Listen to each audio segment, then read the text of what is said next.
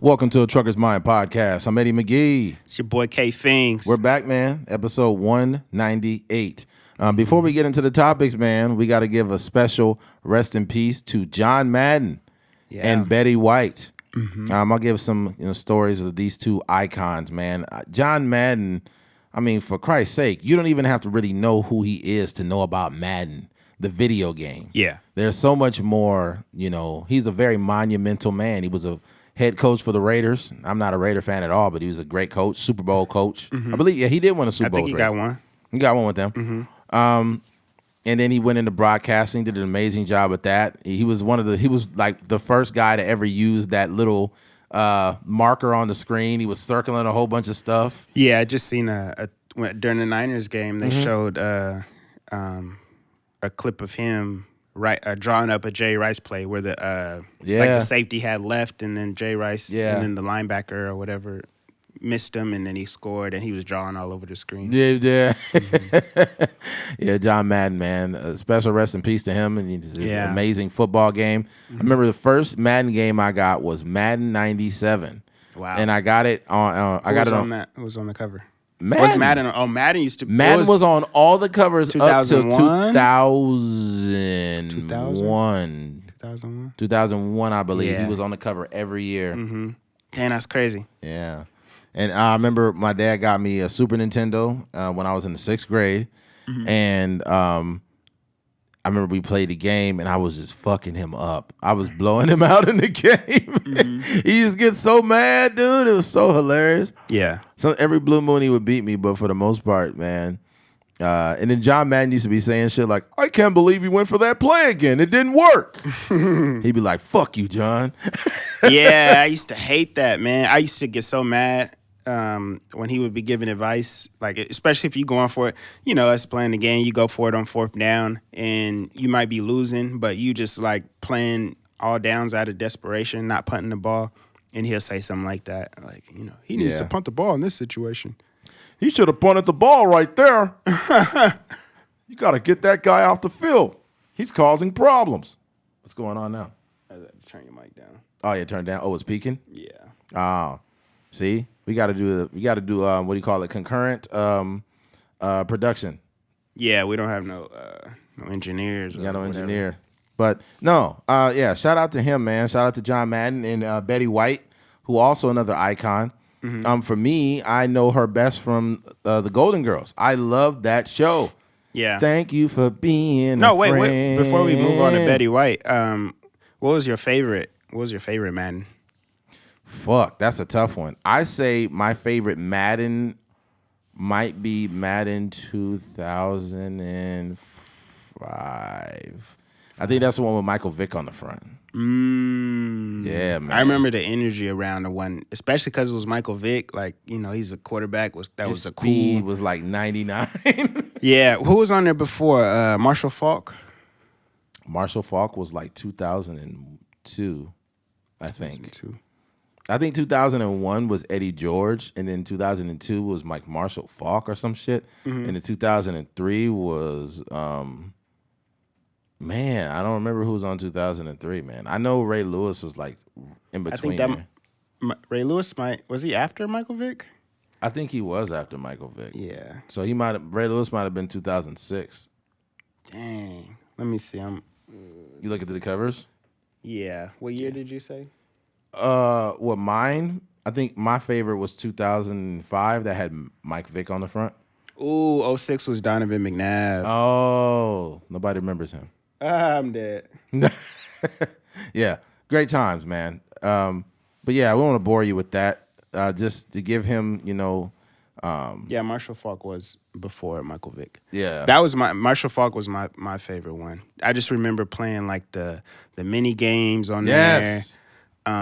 Just designing your player. It was, just so many good times. So like, is me being a little bit too young to know Madden as a more of a broadcaster and even a coach. Head coach, yeah. I wasn't too familiar with him doing that, but definitely as the video games, man. Like it's just like it was a cultural thing, like Madden. You didn't even when you think about Madden. just the name. Yeah. It's interesting.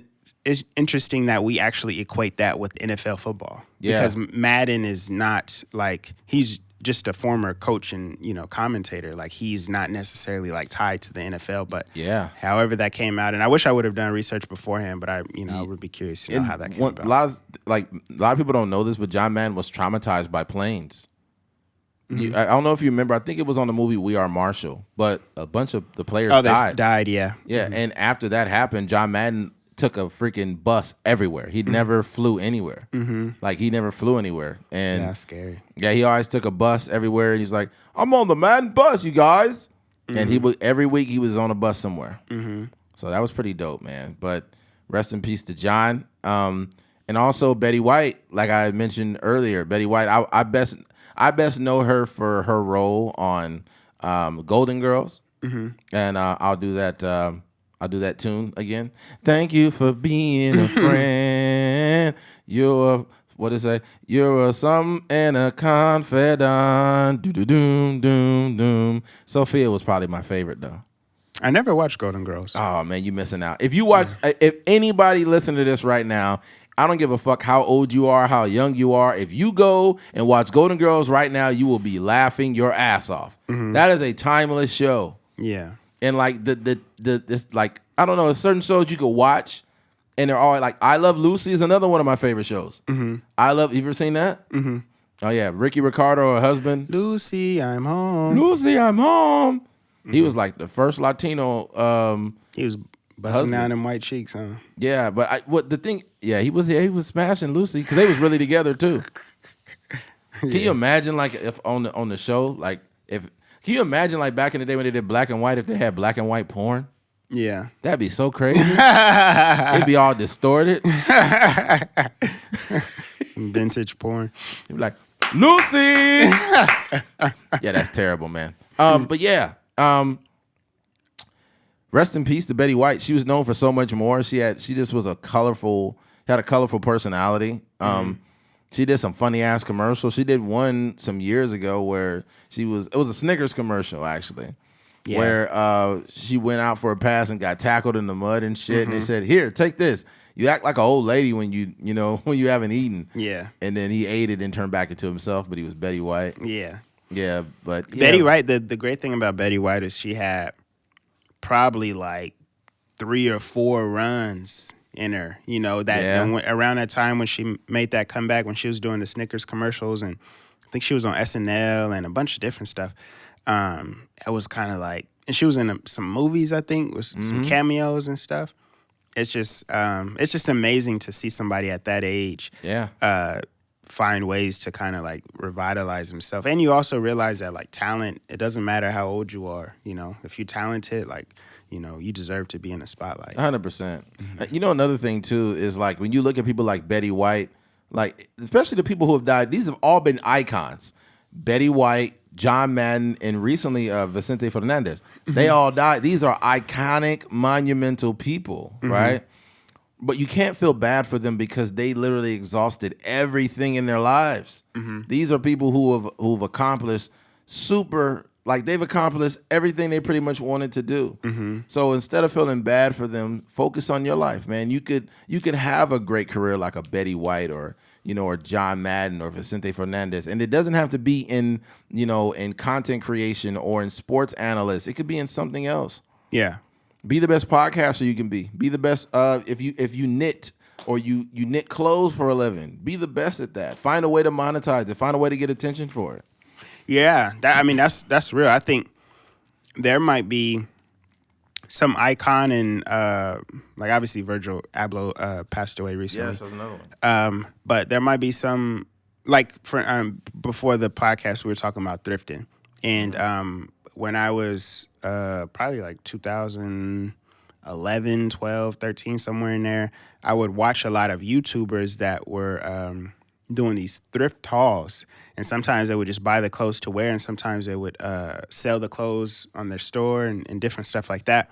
I say that to say, like, in that realm or in that world, there's probably some sort of icon that kind of was at the forefront of, thrift hauling or YouTubing in that aspect. So, like you were saying, it's just about finding what you're passionate about and then doing that to the furthest extent. And, as you move on, or if you when you transition, like there will be people that would be like, yo, this person had a huge impact on my life, in whatever capacity. Yeah. So yeah, man, rest in peace to them. And let's move forward with the podcast. Switching gears. Today, which is the 2nd, it's currently Sunday. You'll be hearing this Monday morning. But it is National Motivation and Inspiration Day. I have never fucking heard of this holiday before this year. But yeah, I seen it on Instagram. Not even on. It was like I have like the business app, so it's like it was like it's National Motivation and Inspiration Day. Create a post, and they just had the hashtag like sitting there. So it's just so many holidays now that I've never knew were holidays. Like it's National Donut Day, National Pizza Day, Pie Day, National Clap Them Cheeks Day. National Doggy Style Day. That'd be crazy. They'd be like, everybody be like, I'm calling off of work, man. It's Doggy Style Day. They do have like there is a day for. They're not like holidays, but they do have like National Send Nudes Day and all kind of stuff. I didn't know that was a real day. Yeah. That'd be crazy. If you had National Doggy Style Day, everybody be like, I'm going to Vegas, man. I'm calling off that day. It'd be almost like National Doggy Style Day would be probably like almost like 420. All right. National Motivation and Inspiration Day. National Motivation and Inspiration Day is annually celebrated on January 2nd in the United States of America. It is a day to sober up after all the festivities of New Year's Eve and really get to work on those resolutions. After the start of each year, we all swear to heaven and beyond that this is the year we achieve our set goals and improve ourselves in general. Motivation and Inspiration Day is the perfect day to get off your butt and start working towards that. It is also the day to remember the tragic 9/11 and the events of 9/11 in the U.S. and get a renewed focus in your daily life. I don't know what the correlation is to that. January 2nd is set to remember 9/11. Yeah, I don't know. I think that the writer, the person that wrote this freaking article, just I think they they made up some stuff also because they're saying like we usually New Year's Eve you're drunk, like bringing in the new year, and this holiday is on the 2nd, so. I don't see the correlation. I don't see. Yeah, but shout out to whoever did that. Now here's some statistics that you guys would probably be kind of helpful towards you. This is the success and failure statistics regarding the resolutions. Of those who make a New Year's resolution after 1 week, 75% are still successful in keeping it. After 2 weeks, the number drops to 71%. After 1 month, the number drops to 64%. And after 6 months, 46% of people who make a resolution are still successful in keeping it. In comparison, of those people who have similar goals but do not set a resolution, only 4% are still successful after 6 months. So overall success, according to the 2016 study of the 41% of Americans who make New Year's resolutions, by the end of the year, only 9% feel they are successful in keeping them. 9%. In an earlier study in 2007, the 12% of people who set resolutions are successful, even though 52% of the participants were confident of success in the beginning. So this is like, I'm bringing this up because there's so many people that at the top of the year, you posting pictures of your meal preps and you posting pictures of you working out in the gym and all of that. Like, honestly, I know you're going to fucking quit. That's the American way is being a quitter. Most people are quitters. They don't stick to what they say they're going to do. The smartest thing you could do is just fucking do it. Nike had the best slogan ever. Just do it. Yeah. Just do it, man. Look, we do this podcast every week. We don't got to hype it up like, man, we gonna do this and then not show up. Yeah. Like, what the fuck are you going to get out of that? Yeah. And then not to mention, think about this. You're young. I would assume most people that listen to this podcast are kind of young, and if not, then whatever. But if you're 28, 35, whatever your age you are, and you're morbidly obese, or you're broke, or your mental health is off, or whatever it is, it doesn't change because a new year changed. It's just it's almost like you have a revelation, like I'm fucked up, but you don't do anything to change it. Mm-hmm. And then another year goes by, you're the same person, you're at the bar again on, December 31st, waiting on that ball to drop, but you still suck. Yeah. You still suck. There are a lot of people that said, like, if you made it out of 2021, that's all you had to do, blah, blah, blah. Like, stop celebrating mediocrity. Mm-hmm. Stop celebrating, because what's going to happen is you're going to get older, and then it's going to be too fucking late, man. Mm-hmm. You're going to be the person. Here's the thing. I think most of us, we suffer or we're victims of our youth because we always think we have time. I know that's not true. I know multiple men my age who fucking died. Look, they say tomorrow's not promised, your next moments aren't, and you sit here just being mediocre. Some people are okay with being just regular, and I respect that. But if you really have goals, stop fucking sitting on your hands, man. Yeah. I think that for me, I think that there's danger in like putting so much emphasis on December 31st right. / January 1, because first of all, you're just waiting on like a social, like a societal thing that we kind of right. created, right? Obviously, there's science behind a year as far as like, months, like the world spinning around the sun, whatever the case may be. But as far as like how it affects us, it doesn't affect us in any way. So there's a lot of people that are just waiting on the new year to kind of like as a reset button. And when in reality, you're banking on being alive, one, and you're putting too much emphasis on this thing that is not real. Right. The only thing that is kind of affected by the year changing is, your rent is due at the top of the month, and at the end of the year, like the whole taxes and all that is cut off.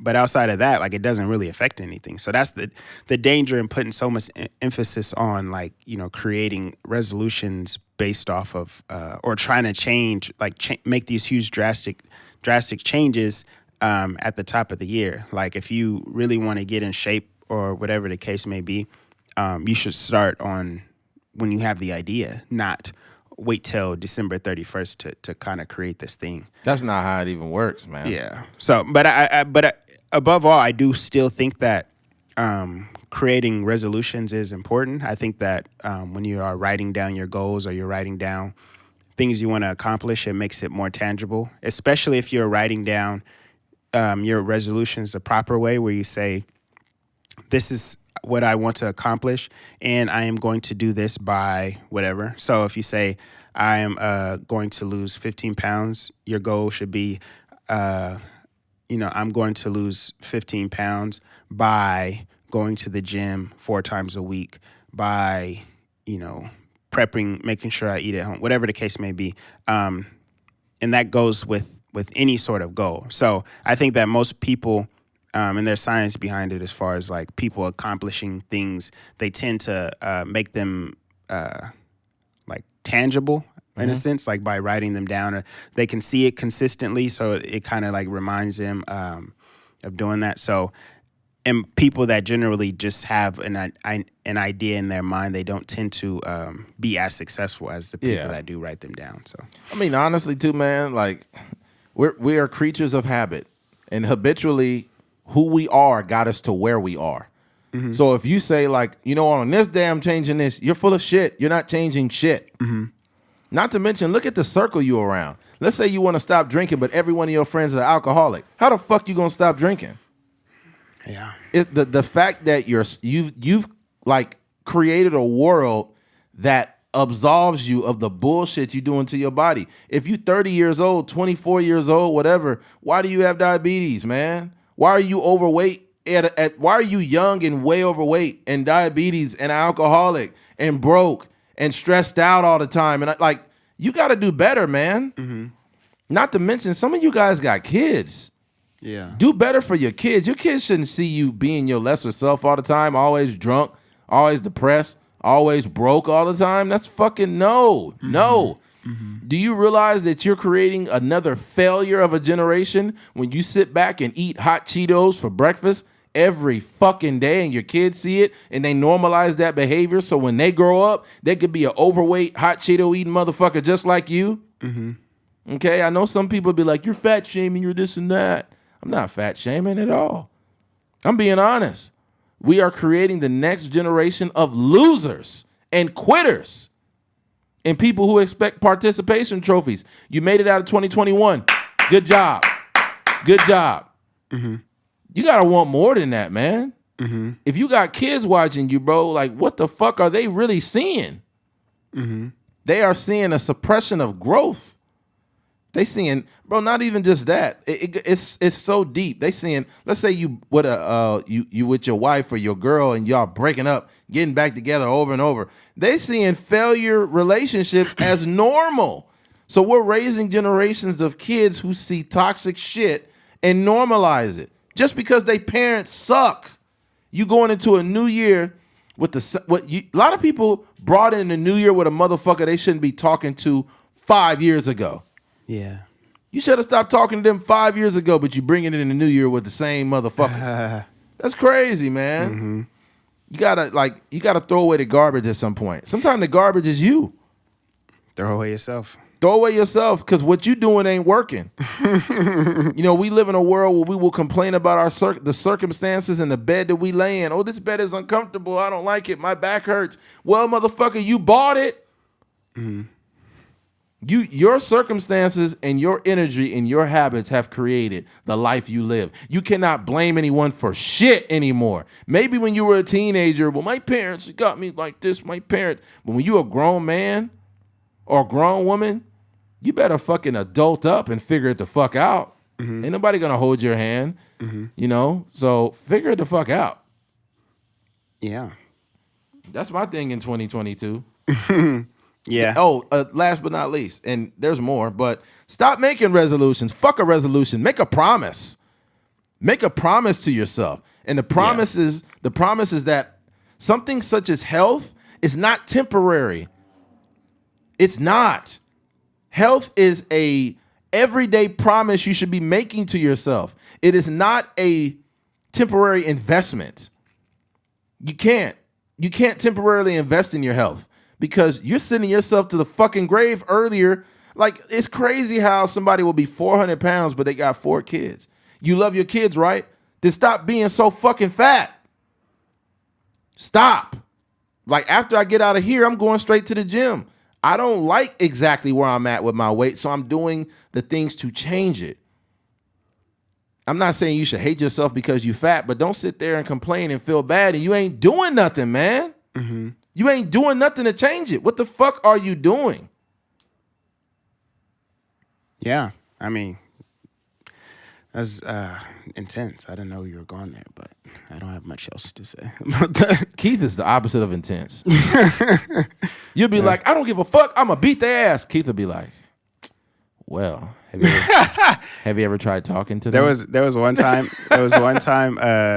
where you were parked over in the apartments over there by the crib, and the annoying the guys that do like the landscaping and stuff like that. Yeah, I remember you had probably just washed your car like the previous day or something like that. When you had your Malibu, and the guy was like blowing the thing like, and he blew all the dust on your car. And I remember you was so livid that he was like, hey man, my car, hey, what's, and he just had the thing going so he couldn't hear what you said. And I just remember you went over there and you dumped his, he had the little, like a little trash bin or whatever to like rake the leaves or whatever. Yeah. And I could just remember you was so pissed off that you just threw his trash bin over. And I don't even think he noticed what was going on. But where the fuck was it, by my house? He was by our apartment. Oh, yeah. shit. It was a long time when you had the Malibu. Oh, so yeah. I just say like, you know, I was not, obviously, it wasn't my car, so I wasn't that mad, but I can just remember that. I don't even remember that moment of rage. That was a moment right there. Fuck. That's so bad, I don't remember. So pissed off. I was dying. Some of those leaf blower guys are just antagonists. These motherfuckers are blowing that shit everywhere. That would be a good skit. Like, you just get your car washed. And like, hey, motherfucker, blow it that way. Mm-hmm. And the way he was blowing it, and you know what's crazy is if I might have had a little bit of condensation on my car, which made the dirt stick. It wasn't, you probably washed it the day before or something. It wasn't that same day. No, that would have been crazy. It's like, come on. Mm-hmm. Yeah. But no, I think like, my version of motivation is not like that. I just think like, for sure, and obviously we are in the new year, so we can't bypass that fact. But 100%. What I do for myself for the past for the past 6-7 years, I try to bring in the new year doing what I plan on doing for the whole year. So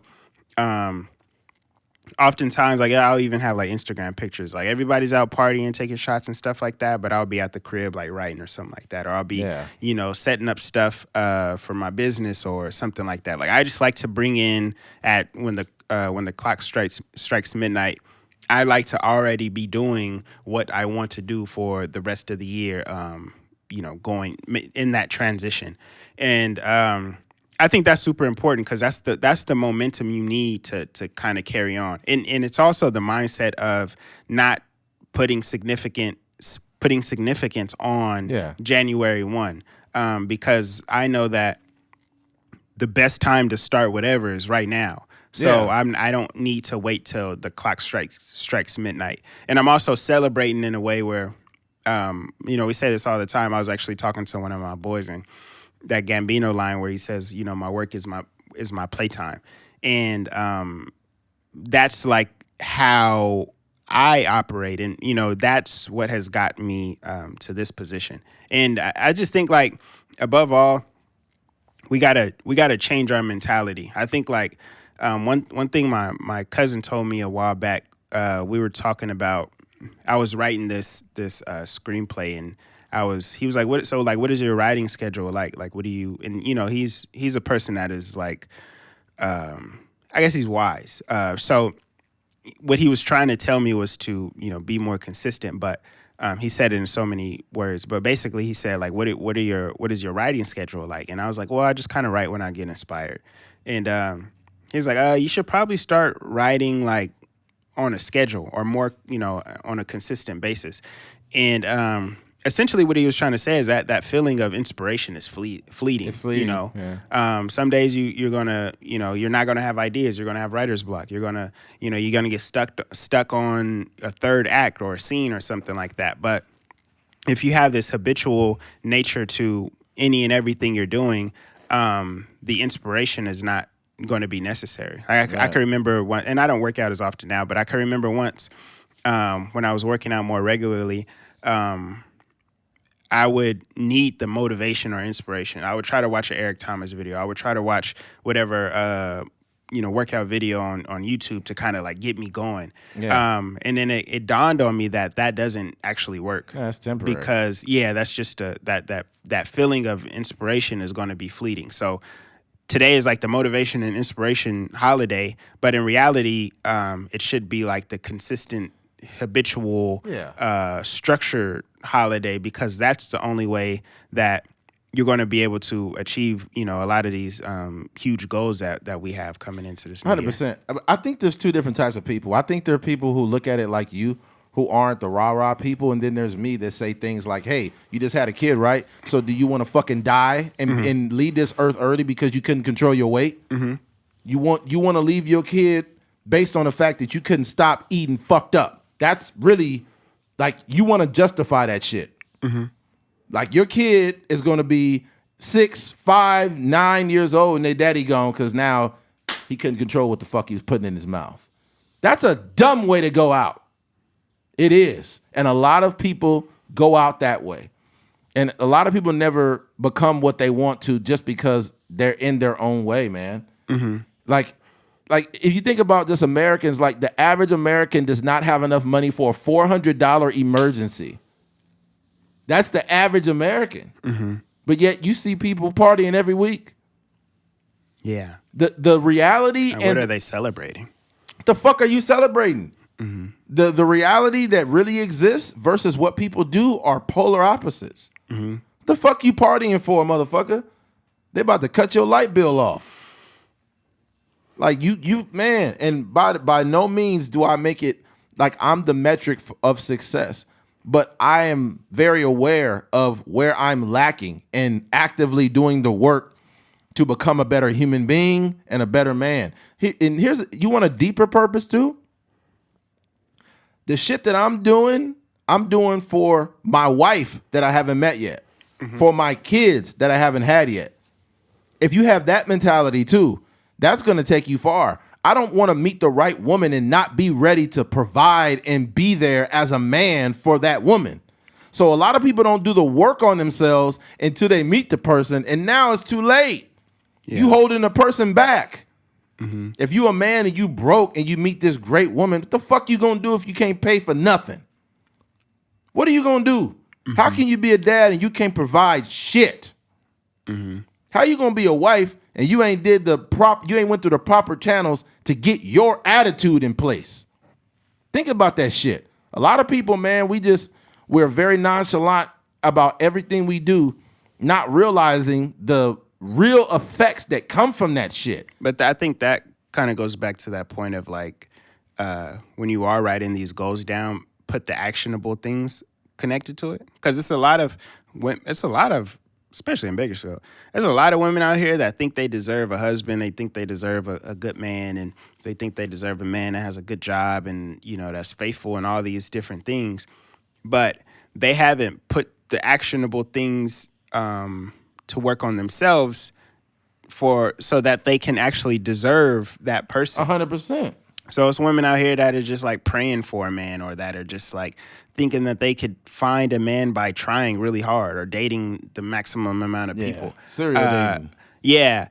All while like still being screwed up, like, you know, bringing baggage into relationships and, you know, not necessarily like knowing what they want in a relationship, or just not having their life in order. They still dealing with trauma from, you know, different situations, and, you know, trauma is a real thing. I don't even want to like minimize that, but I'm saying like we have to do the work. You're an adult now. You know what I mean? Like you got to do the work, whether you need to seek therapy, whether you need to meditate, whether you need to, you know, go through some, you know, self-healing seminar, whatever the case may be. Like you can't live this life expecting certain things when you're not actually doing the work. You're not built for it to go with those things. Yeah. Let me tell you something. I would liken it to, if you can't manage the amount of money you have now, you'll be no different with $1 million.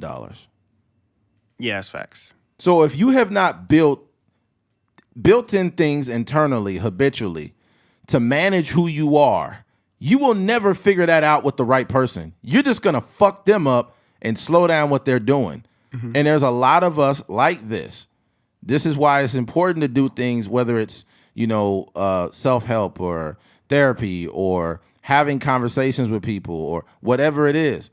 Make sure before you call, you know, women like, oh man, these women's trash. Make sure you're not trash first, homie. Make sure you're not holding back women that actually are decent women. Yeah. You know, and I would say the average person, man or woman, is just not ready for the right person because they not the right person. And we going into a whole new year saying things like, man, these women ain't shit. Man, women like, oh, these dudes ain't shit. They just this and that. And it's like, yo, what happens sometimes too, truth be told, is a lot of times the energy that you omit, the energy that you put off of you is allowing you to have the same exact shit, because that's all you deserve is shit, until you can figure out that you got something that you got to work on. Yeah. You got to find a problem with you, bro. A lot of, like I was saying before, a lot of us don't even deserve like a good partner. No. I think that, I think it takes a lot of work on yourself to get in a position to where you're even ready for for that type of person. Yeah. And it's not always, having a good job or this or that. A lot of times it's like just doing the work on yourself. And I think that's like number one. The rest of it can be attained, as far as like, getting a better job or going to school and stuff like that. But there are some things that take a lot of work. And, even for me, like dealing with the traumas of having like a father that's in and out of your life and stuff like that. Like for me, if I'm bringing that into a relationship, that means that I am not ready for 100%. my partner, because they don't deserve to be lashed out at because something that they did remind me of something my dad did, or 100%. whatever the case may be. So I just think like, number one, like it's so many people out here, and I'm seeing, and it's almost like a dangerous space to be in when you start to, when you feel like people more than they know themselves. Oh, man. Like we talked about it before, like you do so much work on yourself that you almost like instinctively know why people are doing certain things that they're doing. And maybe, sometimes we can have blind spots in our own thinking, but just when you seeing people on the internet, like the girl that you don't know it offhand, but the girl that's kind of like posting little TikTok videos of them twerking, or makeup, pictures of them just sitting and all this, and then you're like, oh, this person is just recently single. They're trying to suppress their feelings because, or they're trying to make their boyfriend jealous, or, show them what they've been missing, whatever the case may be. But I say that, sometimes when you like do the work and you're really like well-versed in people, you start to see these behaviors over and over, and it kind of like makes you like remove yourself from the world. You're like, man, I don't even want to be associated with these people because I could see this right off the bat. Oh, they're doing this. Oh, I'm gone. Or they're doing this. Like, you don't even want to be connected with that. And it's just like you just see like how the lack of mental health across the board. And you're like, man, everybody is just acting out and they're not even aware of how they're moving out here. Yeah, there's a large amount of, what do you call people? How do you put this? People are basically acting. Like everyone is pretty much acting. There's a lot more that meets the eye with most people. There are people that have very unhealthy relationships, but they have healthy pictures on Instagram and TikTok. Those TikTok couples that you see, they be having the worst type of relationship. Them YouTube couples, all them people, that shit don't be real, man. Real, yeah. That shit don't be real, man. Like deep down inside, there's a lot internally going wrong there. But ultimately, I don't want to, veer off track. You have to learn to start having the intuition to see and to discern between decent and non-decent people. This is for women and men. Bringing in the new year, I'm not saying that you're going to change. I'm saying that you will grow if you want to. And you will start to gain this intuition. Honestly, though, some people are just too set in their ways. You in your 30s, this is just pretty much who the fuck you are. Yeah. But till you die. Yeah, pretty much till you die. The person you are in your 30s, most times, more than likely, that's the motherfucker you're going to be the rest of your life. The rest of your life. If you hard to deal with, you're going to be hard to deal with later on. And then another thing, too, this is kind of just random, but like as men, we got to do a better job with choosing partners, too. Like we can't talk bad about women and we deal with it. Like, if you meet a chick and she's always naked all the time and always wanting attention and always loud and disrespectful and shit, and you deal with it, you got to realize, what if you have a daughter by this woman? Yeah. What kind of example is this woman setting for your daughter? Likewise, whether it's your son, whatever. We just do a fucked up job overall with the habits and the things that we're doing. Yeah. I don't even know, like, if... I heard a situation where like there was this guy and he got his girl pregnant and he was talking to someone else, and basically he was like, he kept saying, he's like, Yeah, I think my girl. I think she'll be a good mom. I think she'll be a good mom. Yeah, but it sounded like he was trying to convince himself that his girl would be a good mom. And she is a good mom. But I say that to say, like, to even like question that is kind of like, I feel like that's dangerous in itself. Like, it is. You know, to be having a child or bringing a child into this world with a person that you don't even know if they have the maturity to be a really good mom. That's scary. Yeah, this is where we fuck up, because the first action should be to think, right? To think, to assess, to discern. But we don't do that. What we do is we commit the action first, and then we think second, right?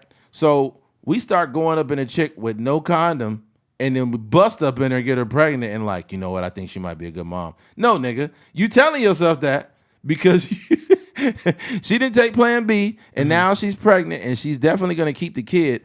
And your stupid ass did not think about that first. If you would have thought with your actual brain instead of your dick, you wouldn't be in that predicament. You wouldn't. That was a little play on words. That was a little play on words. You wouldn't be in this predicament if you got to use your dick. Yeah, that's it. I mean, I think there's a lot of that out there, though. I can't really go into detail, but you see, like,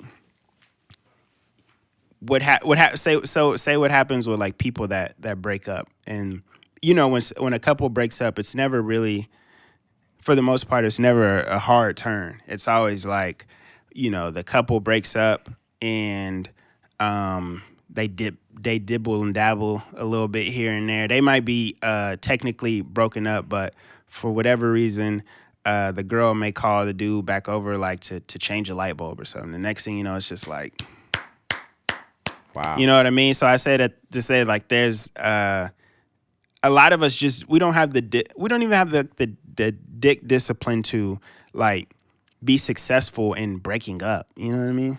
Yeah, that's true. It's sad. I just want to, like, overall though, like they say how you do anything is how you do everything. So I could imagine that person that is like, you know, dipping back into his ex and not really moving on in that sense. So that would be a red flag. If you ever like chilling over a girl's house and you see a bunch of light bulbs, man, don't do it.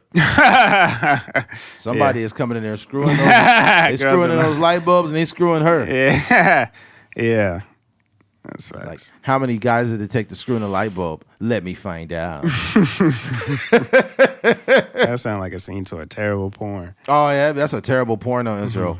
Like, yeah, my name Tyrone. I need to screw in a light bulb. Yeah, you gonna screw it in deep? Yeah, I'm gonna screw it in real deep. Yeah, they gotta stop using this. Like, porn is hilarious, man. Not only is the acting horrible, but they probably have the same exact scenes in everyone. The guys, they've gotten a little better, but they're not as cheesy as like the UPS guy dropping the box off. It's more like, it's still dumb scenarios, but you know, it's a little bit more dense these days. Are you the Amazon guy? You know, I actually work for the United States Post Office. Can you imagine if they think it's really a porn dude, but it's actually a worker at the post office? She getting naked and they was expecting somebody. Yeah, they was expecting. Yeah. My name's Dave. I'm here to drop off a package. Come in. I'm just really. I'll put it on the couch. It's fine. All right. Switching gears. How to deal with inflation. Earlier I went to Jack in the Box, and I grabbed. They don't even have a real value menu. Nah, I went to Jack in the Crack. I haven't been there in a while. And they had a fucking the breakfast, whatever, the sausage biscuit. Yeah. And they don't have anything for $1 anything there anymore. They used to literally have a 99-cent menu. The cheapest thing is like the fries, and I think it's like $120, $140 or something. They did like $179 now. $170, sheesh. Ain't nothing cheap no more. 99-cent menus don't exist at all. And no dollar. Back in the day when you was poor, you go to a restaurant with $6 and some change, you get 6 items.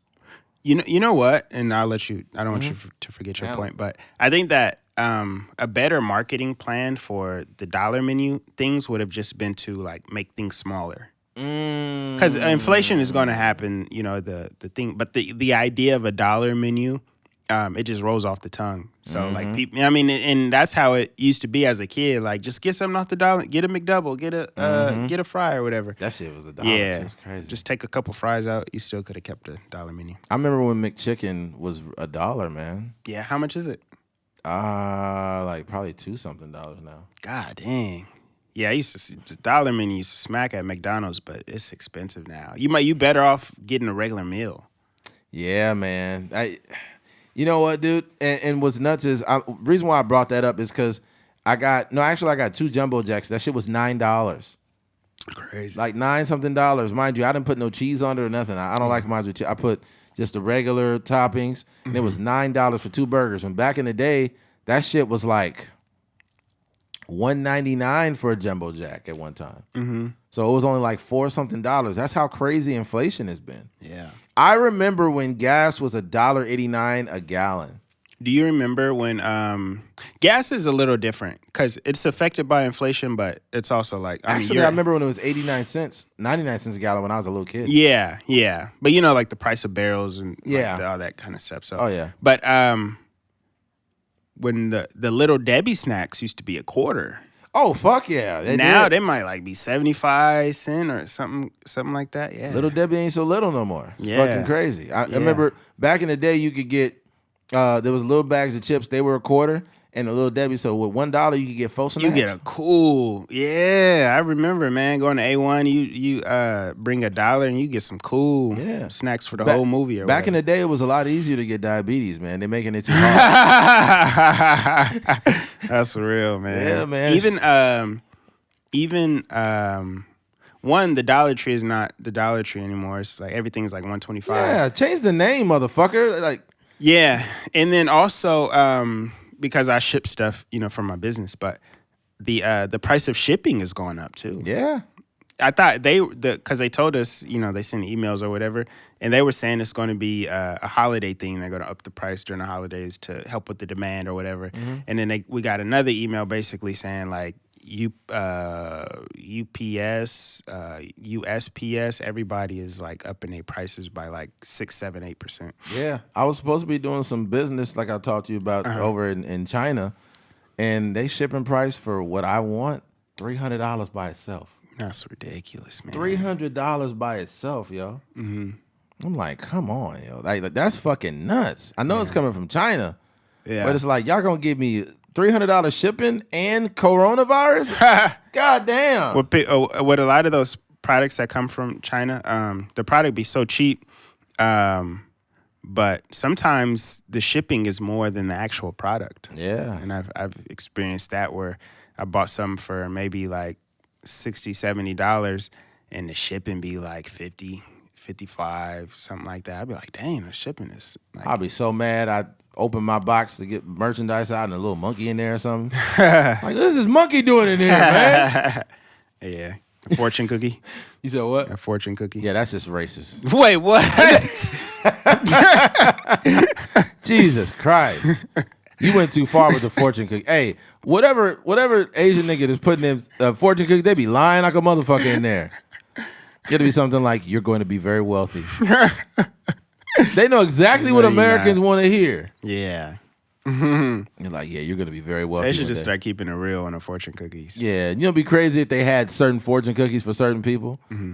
Like, it'd be a person, like a gay couple come in, they open a fortune cookie, it's like a rainbow in there or something. Or a black person, it'd be like Black Lives Matter or something. Yeah. You'd be like, man, don't put this shit in my cookie, man. Yeah. Imagine somebody that, like, really started, like, to, like, keep these things, or like really, I remember one time like, I was really believing like what was going on because they were saying like the right thing.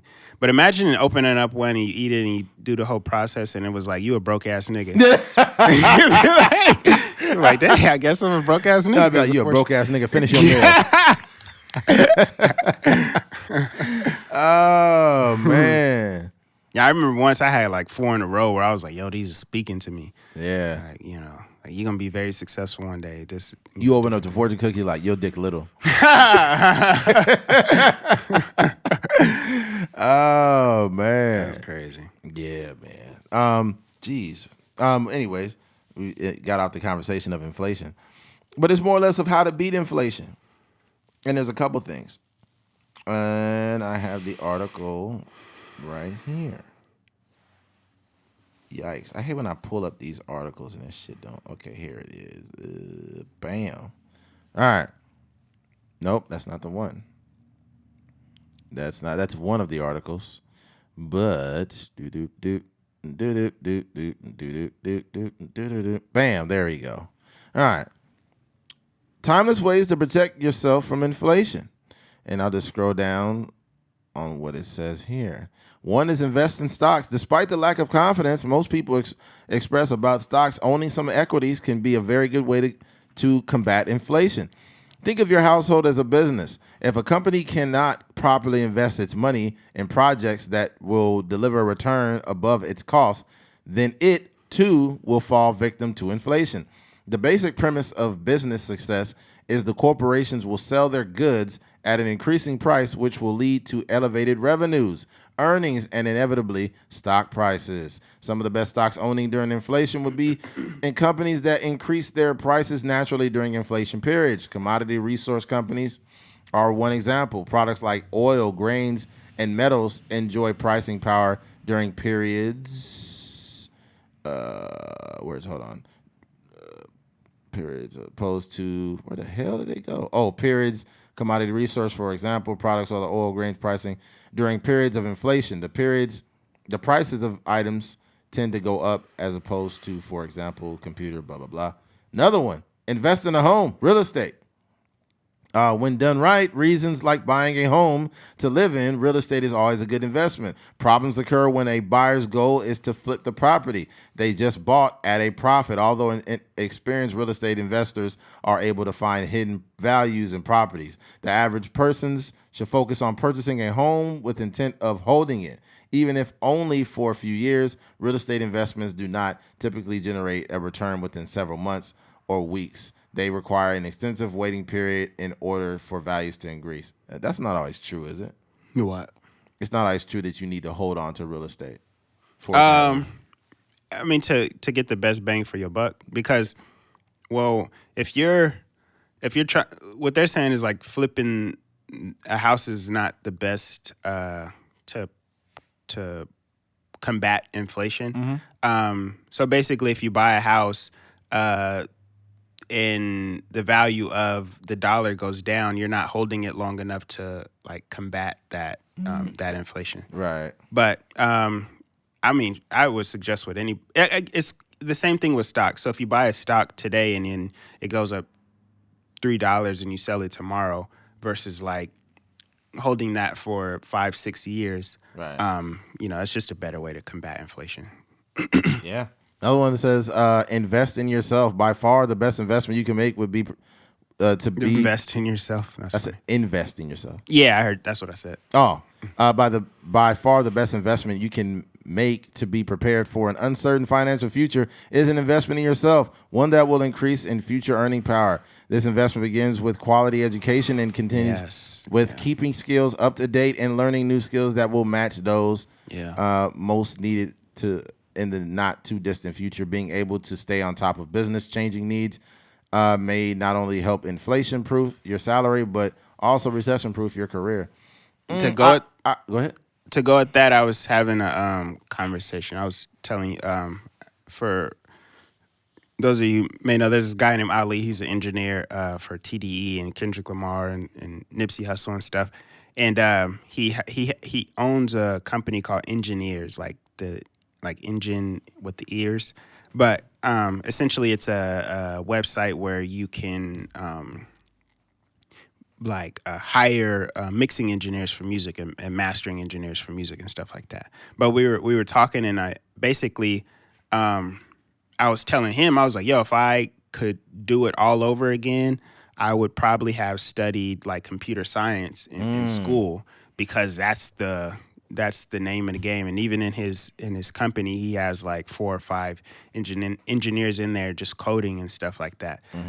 So I say that to say, like, investing in yourself is, and I laughed at it initially because I didn't actually know where they were going with it, but definitely educating yourself on, something that may be popping in the future. Like, definitely, like if you're a person that is doesn't really know what they want to do with their life, and you take some Google coding class or something like that, you could literally have in our space right here, you could literally have a 6-figure job just sitting on your computer coding all day.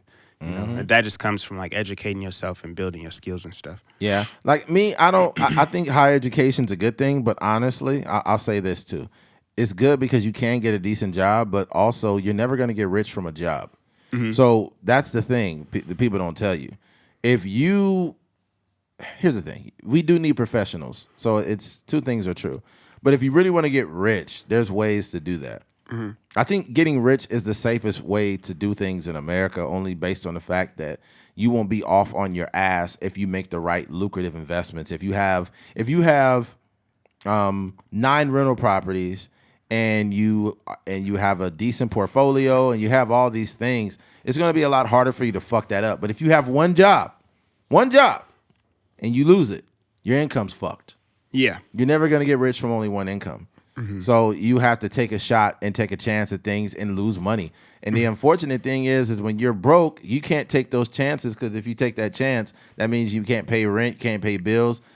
There's a way to get out of it. And I'll use me as an example. What I say, the first step is you have to make more money. Yeah. You have no choice. You may have to do something you don't like. You may have to do whatever, but you have to make more money. That's the first way to become inflation proof, is you have to make money. They say more money, more problems. That's bullshit. More money, less problems. You got less problems because you have more money to resolve most of them. I'm telling you right now, as a person who spent most of their life broke, that if I had money, that would have helped me in a lot of those situations. Family going through problems, they ain't got bills paid. If you got the money, you can help them. But if you broke just like them, can't do shit. You know, it's just the truth. You know, it's been times where I had to help family recently. Something happened, and boom, here's $700. Oh, boom, here's $650. Boom, here's $520. I'm not rich at all, but me having that money is different, because most of my life I never had money to just be like, oh damn, you in the jam, here's $400. Yeah. Most times I did not have that. I'm keeping it real. So by me admitting that, I know a lot of y'all don't got it. I know a lot of y'all don't. And that's not me judging you. I'm just saying that I was the person that did not have it. Yeah. So we gotta work on that, man. And we can complain about how expensive things are, but what are we doing to counteract that? Yeah. Get so many things. Me and Keith were talking for a while before the pod. We were talking about NFTs and, you know, purchasing, you know, whether it's an NFT or you were trying to get what were you trying to purchase earlier too? Steph Curry released an NFT. Yeah. And I'm gonna buy that when my money drops. And for those that don't know what an NFT is, it is a non-fungible token. And that just means that it's not replicated. Like you can't replicate that. It's a one of one. Yeah. And we don't know exactly what the value of that is or what it's projected to be. But we kind of live in a society that puts value on things. Things don't just come with value. Like we talked about the gold rush with gold. Gold is still it's still top currency in the United States. But when the gold rush happened, you seen a bunch of people with them little pans. Yeah. They all over the little pans out there standing there waiting to get some gold. You know, oil was considered gold. Yeah. Remember that show back in the day? Call it liquid gold. Liquid gold, exactly. What was that? Remember that show back in the day, the Beverly Hillbillies? You remember seeing it? They had they came across some oil on their land or something. Yeah. Like that. So they hopped up in the truck and they moved to Beverly. Yeah. Yeah. Yeah. What they call it? Black gold, that is. Texas tea. Yeah, that's the thing for me. Like it annoys me when people are so like dismissive of certain things. So like the NFTs, for instance, like I was having a conversation with somebody and they were just like, oh, it doesn't make sense to me. It's just kind of like dumb. I don't understand like what's going on. But it's like none of this makes sense. No. Like why is this computer $1,300? You know what I mean? Why is this camera $2,000? Right. Why are these why is anything any price? Right. It's not supposed to make sense. You just have to have the I guess I would call it even being gullible. You got to be gullible enough to realize that it's not supposed to make sense, but it's money in it. Yeah. Like I don't understand how somebody is just right now became a millionaire off of an NFT. Yes. And there's somebody that is not a millionaire sitting at home like, it just doesn't make sense to me. I don't understand. Yeah. Make money. Make money. Like, that's dumb. I don't get it.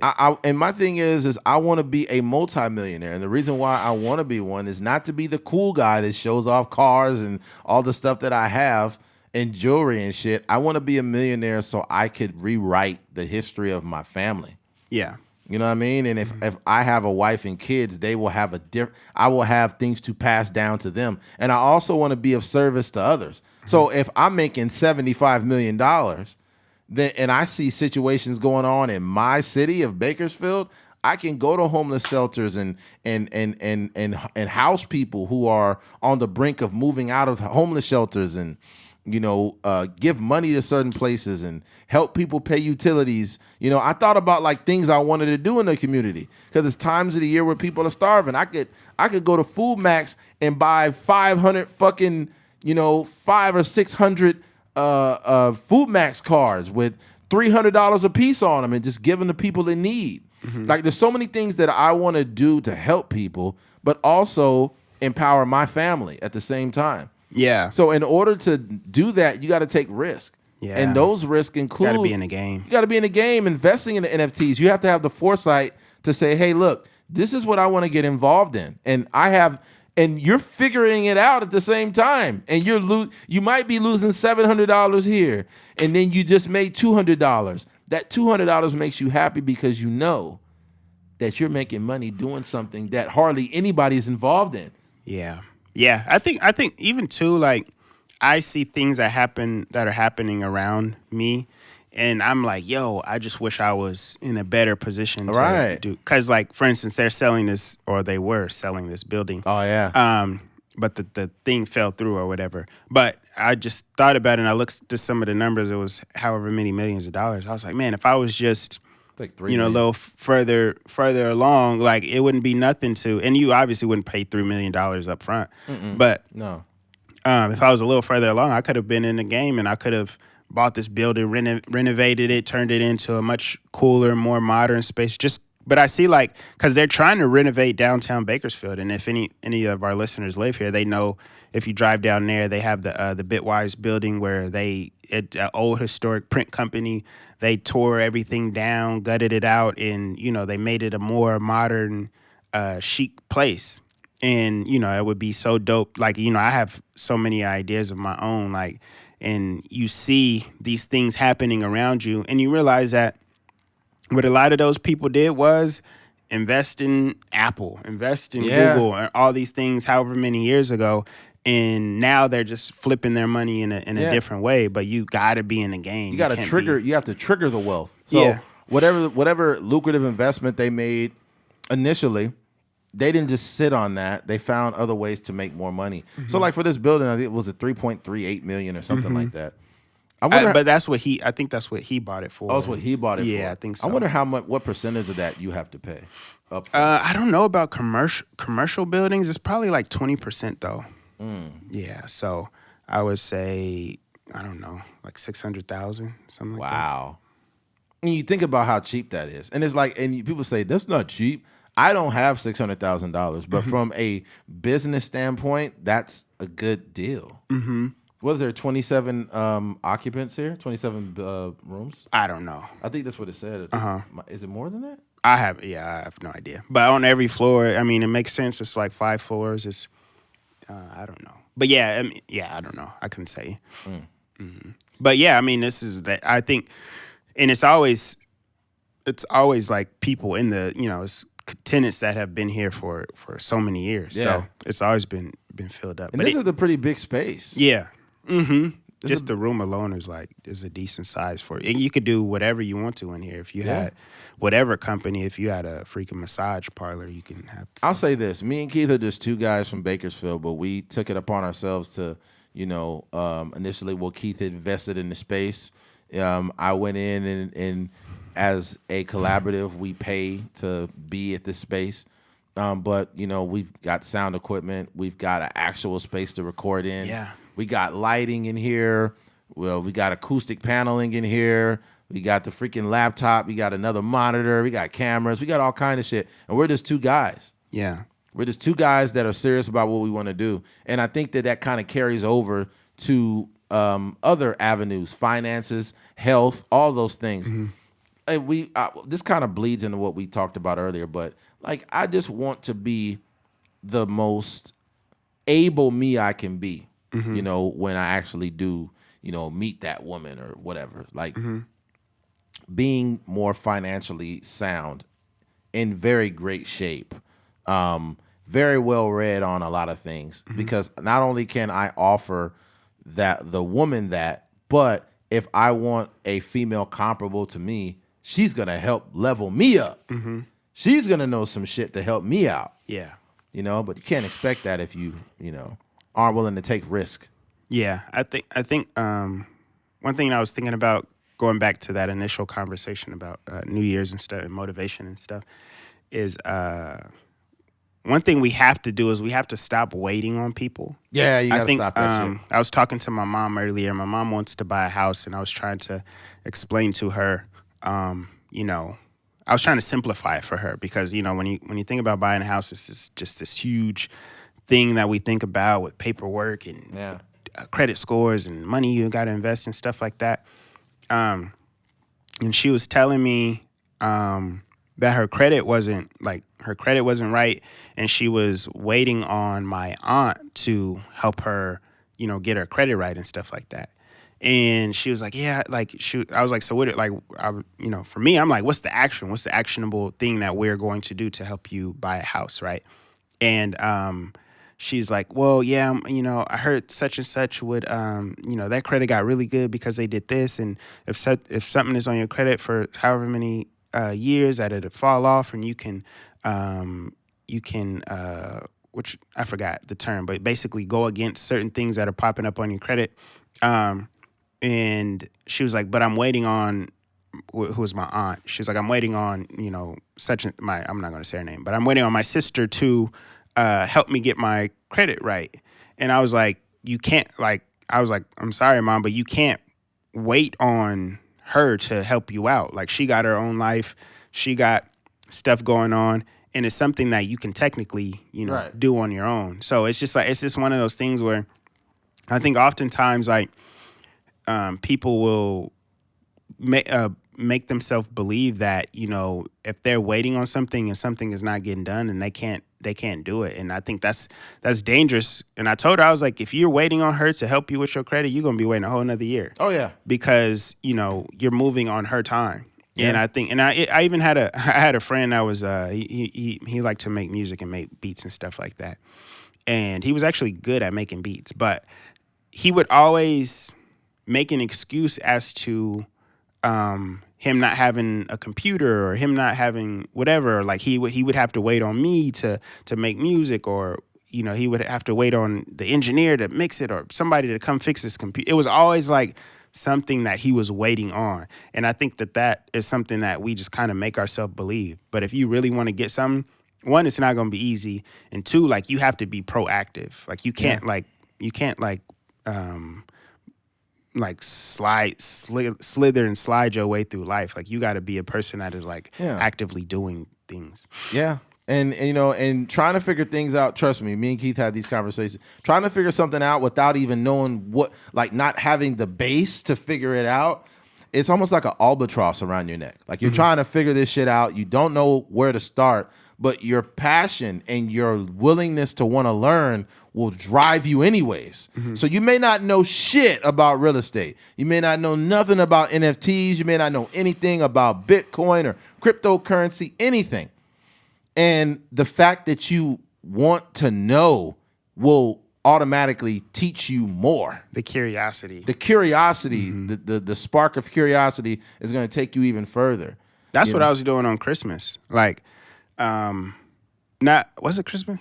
Because we had went to this cabin over like Christmas weekend, and part of what you were talking about earlier about me trying to buy an NFT, but like I was doing that on Christmas, and it was some downtime. Like, you know, you hanging around your family for a weekend. Like, you don't want to be in each other's face all the time. But but that's what I was doing. I was like, man, I'm like figuring it out, like taking a minute to step away because it's kind of like frustrating and you don't know exactly what you're doing, and then coming back and trying to like, you know, do some more stuff and then leaving it. Like that was like the process of it, but just kind of like leaning into that curiosity because it now it's starting to make more sense. But I think initially I was like, I don't get it, but I see people making money, so it's very interesting to me, and very intriguing to me.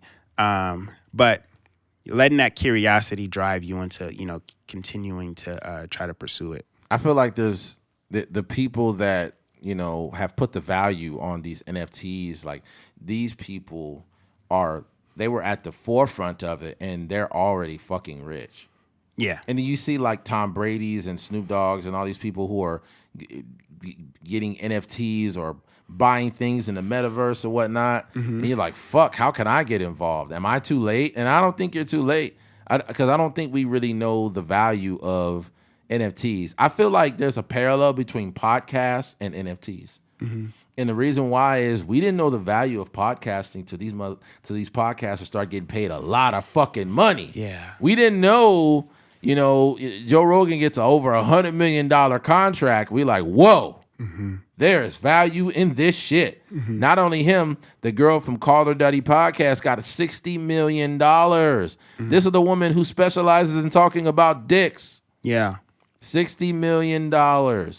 So if you're wondering why we do these podcasts every week, it's not only because we love doing it, but we realize that it's an investment.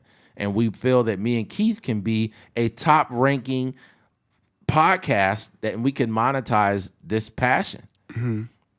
And I feel like, man, like NFTs are almost the same thing, except like this is like NFTs in their infancy right now. Like it's not really in its infancy, I wouldn't say, but it's probably some guys and maybe even some listeners that probably knew about NFTs a year ago, 2 years ago, like, you know. But it's just kind of like become pop culture.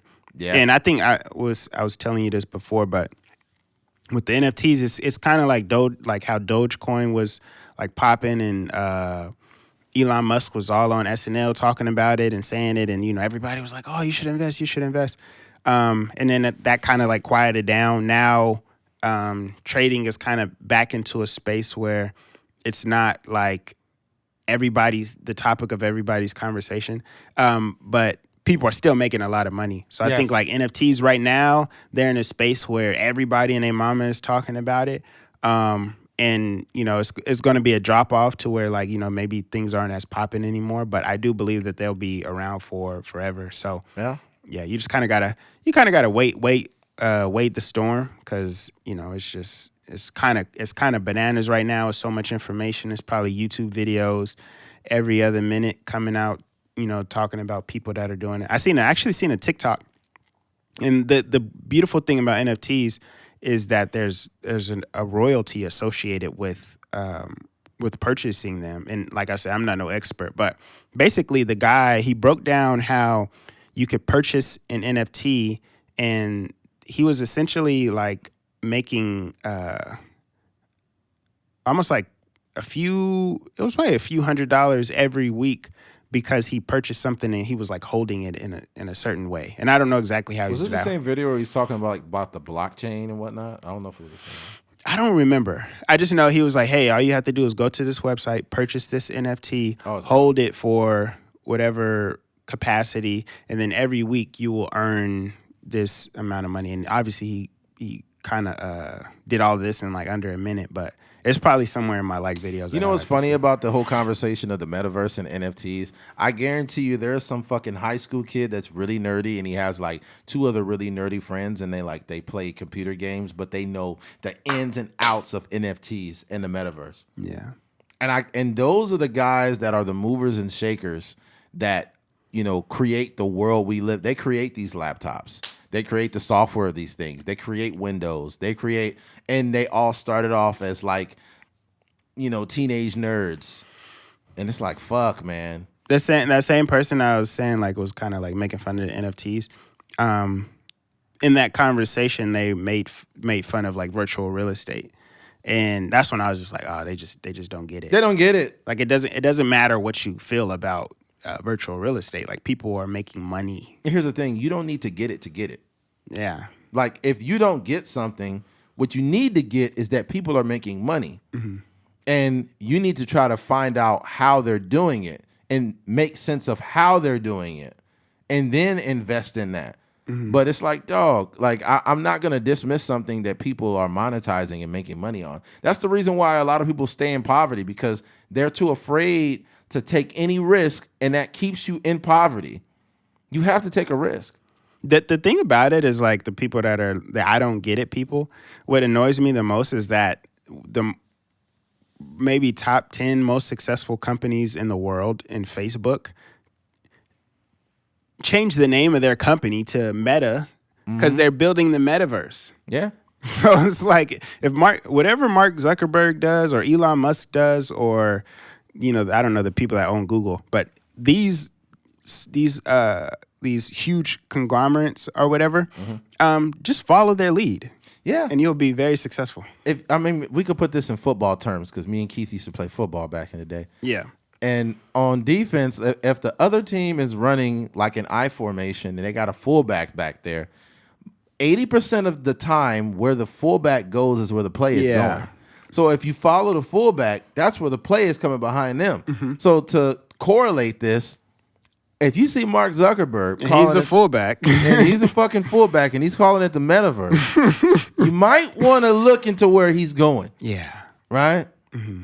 Yeah, man. Yeah. People make it. That's the thing. Like, and what annoys me about people that trade stocks as well, because my portfolio is decent, but I try to simplify my life, but I definitely simplified the way that I look at stocks. There are a lot of people that are like, oh man, like I'm looking at I'm hearing that such and such medical company is going to go crazy next year, and this they're saying this tech company that creates these chips for whatever company is gonna explode next. I'm like, why are you like, it annoys me so much. Like, why are you overcomplicating this? Buy Google, buy Apple, buy Amazon. Like, why are you trying to like be a genius stock trader? Yeah. Like, I don't understand that. So kind of to your point, like, why is a fullback hitting the hole, but we trying to bounce it outside? You know what I mean? Yeah. This is so dumb. Yeah, it's true, man. There's a lot that me and Keith both don't know. But I think that the initial investment is in information.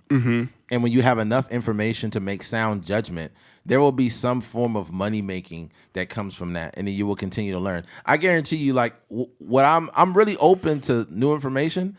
So you can get, sometimes we could get a couple $100,000 or $1 million worth of information, and we don't realize it. You know that guy that you ran into randomly at the airport, and he was going on a business trip. If you really asked him, hey, what do you do for a living? He could have gave you $200,000 of information.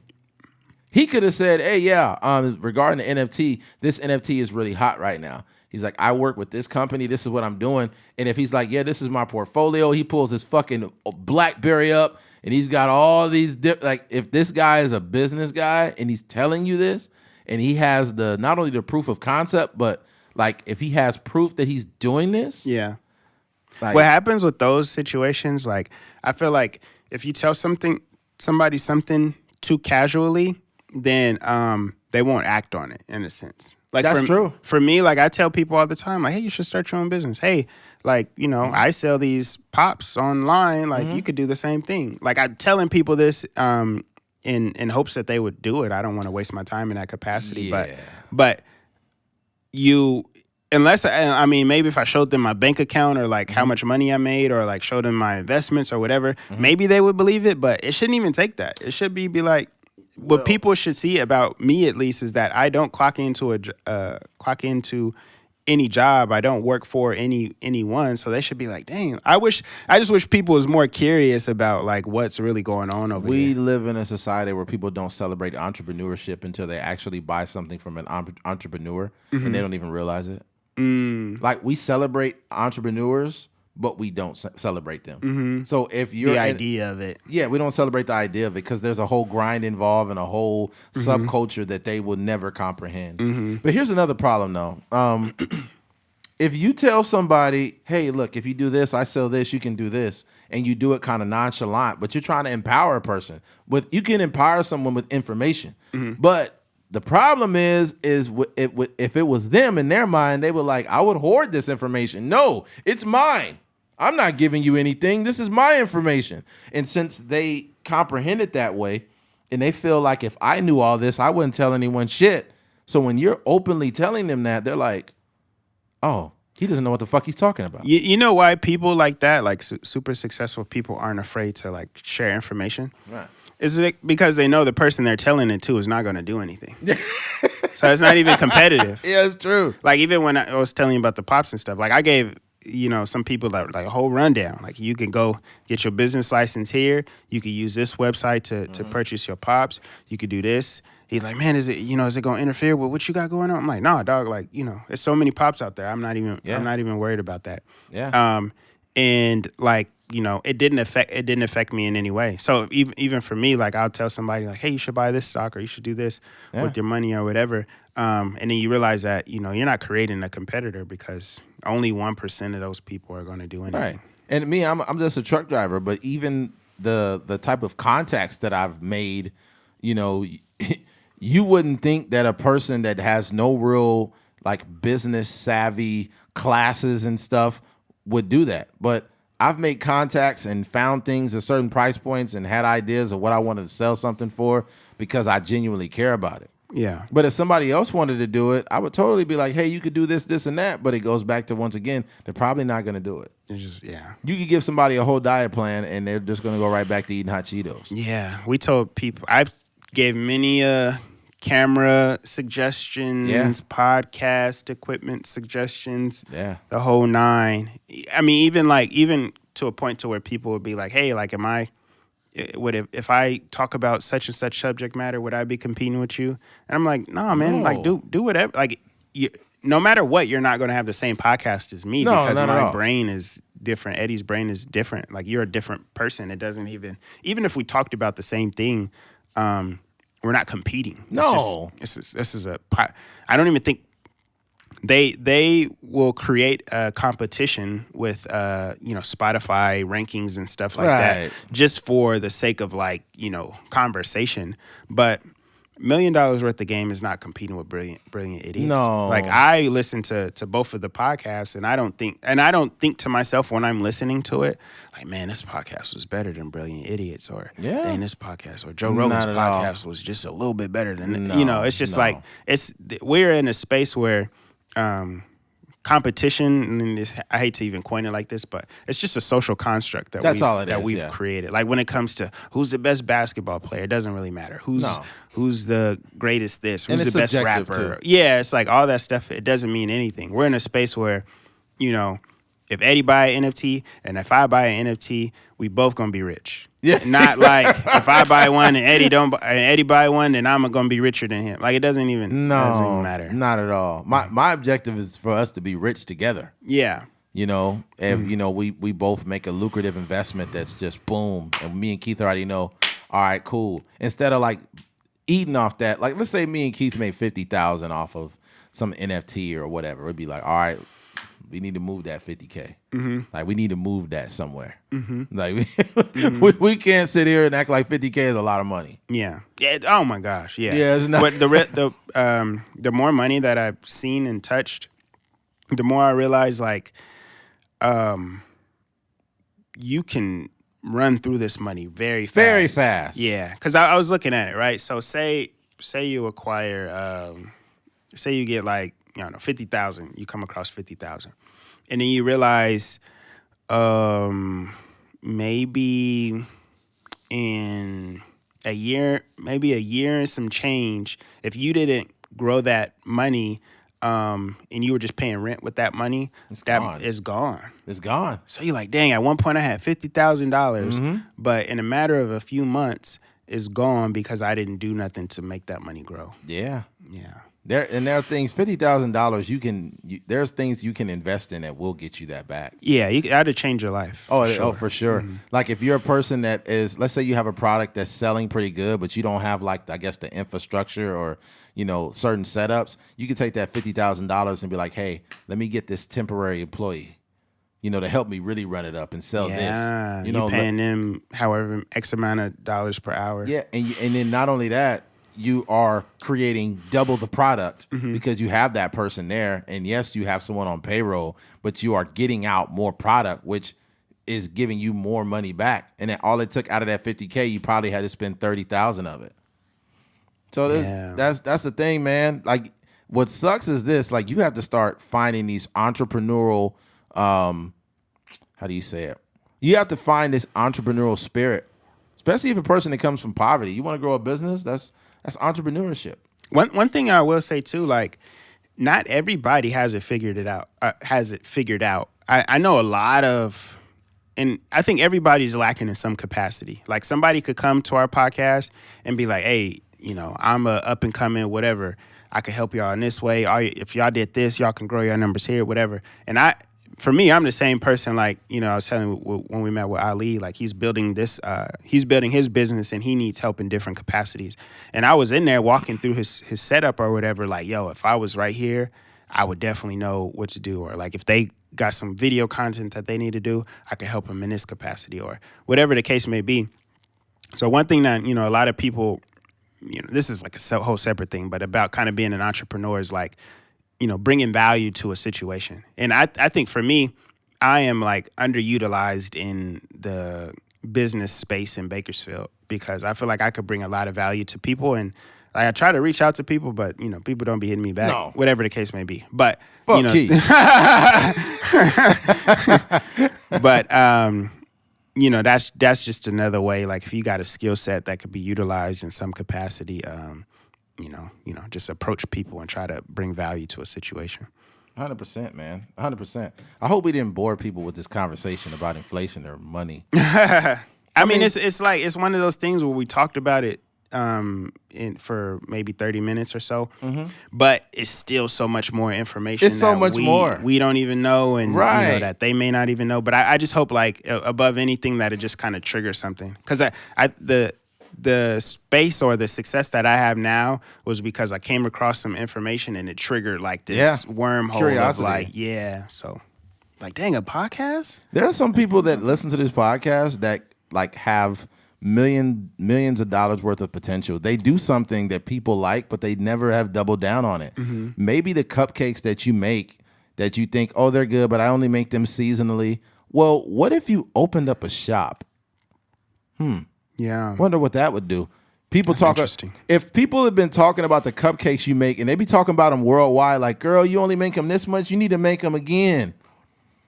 That sparks something right now because my girl be making cookies that everybody be like, yo, these is fire. Like every holiday season, I think I'm going to have to do something with that. Who knows, man? Package them up, yep. Yeah. You got to understand, like, there's so many things that we do that we don't see money in it, and there's money in that.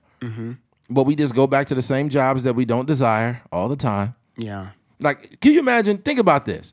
Can you imagine how it would feel to wake up and be like, oh, man, I don't feel like going back to bed? Yeah. Because you get to literally do whatever the fuck you want. You're not on anyone's clock, anything. My objective. That's a beautiful feeling, for sure. My objective is I could see this, right? I'm waking up, I'm chilling. I get up, do what I do. My chef's in there making me breakfast. Boom. I got a chef in there making me breakfast. I got this huge house on umpteen square feet. Yeah. Huge TV, huge area in the middle. I got my own gym. I got all this going on.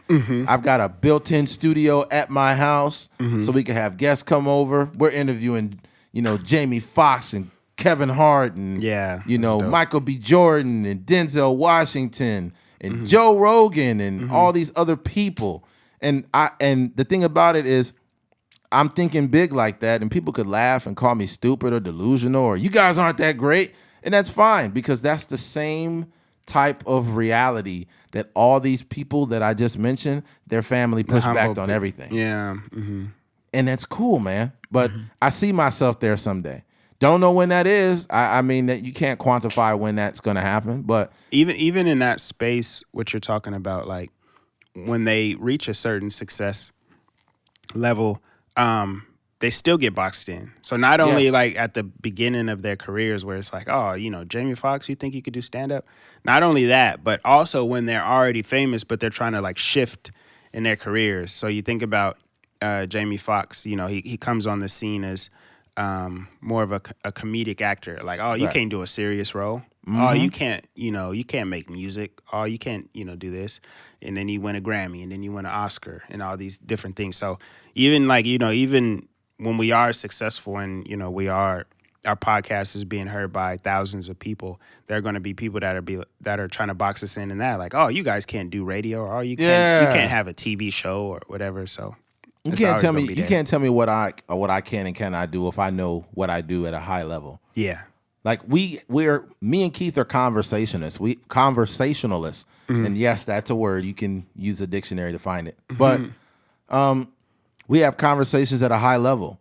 Mm-hmm. We think on the fly. We don't bullshit people. We don't waste people's times. We get right into content. We're consistent. We do what we do at a professional level. Mm-hmm. The same amount of content. There are your favorite podcasts that everyone listens to, whoever. The only one that is more consistent than us is people like Joe Rogan and maybe a couple other. But we literally have done this every week for freaking 190. Every week we did some podcasts. Some weeks where we did 2 podcasts. Doubled up, yeah. So I say 196 weeks out of 198. Mm-hmm.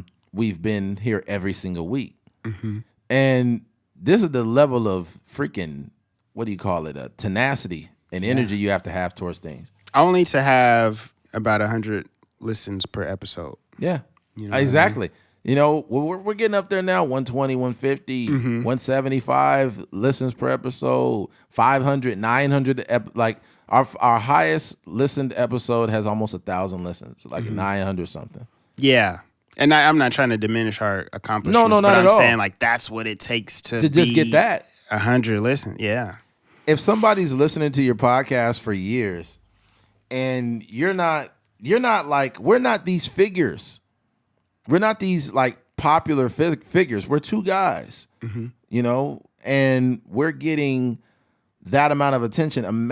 Just imagine what it's going to be like when we quadruple that this year. We had 52% more listens last year than the year before. Mm-hmm.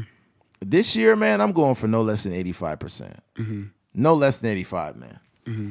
I want to have freaking close to 100,000 minimum. Just keep hitting them over the head. Yeah, you got to keep hitting them, man. There's going to be something that's going to spark this year that's going to really get us going. Yeah. And that's when the dollar signs are going to start coming in. Yeah.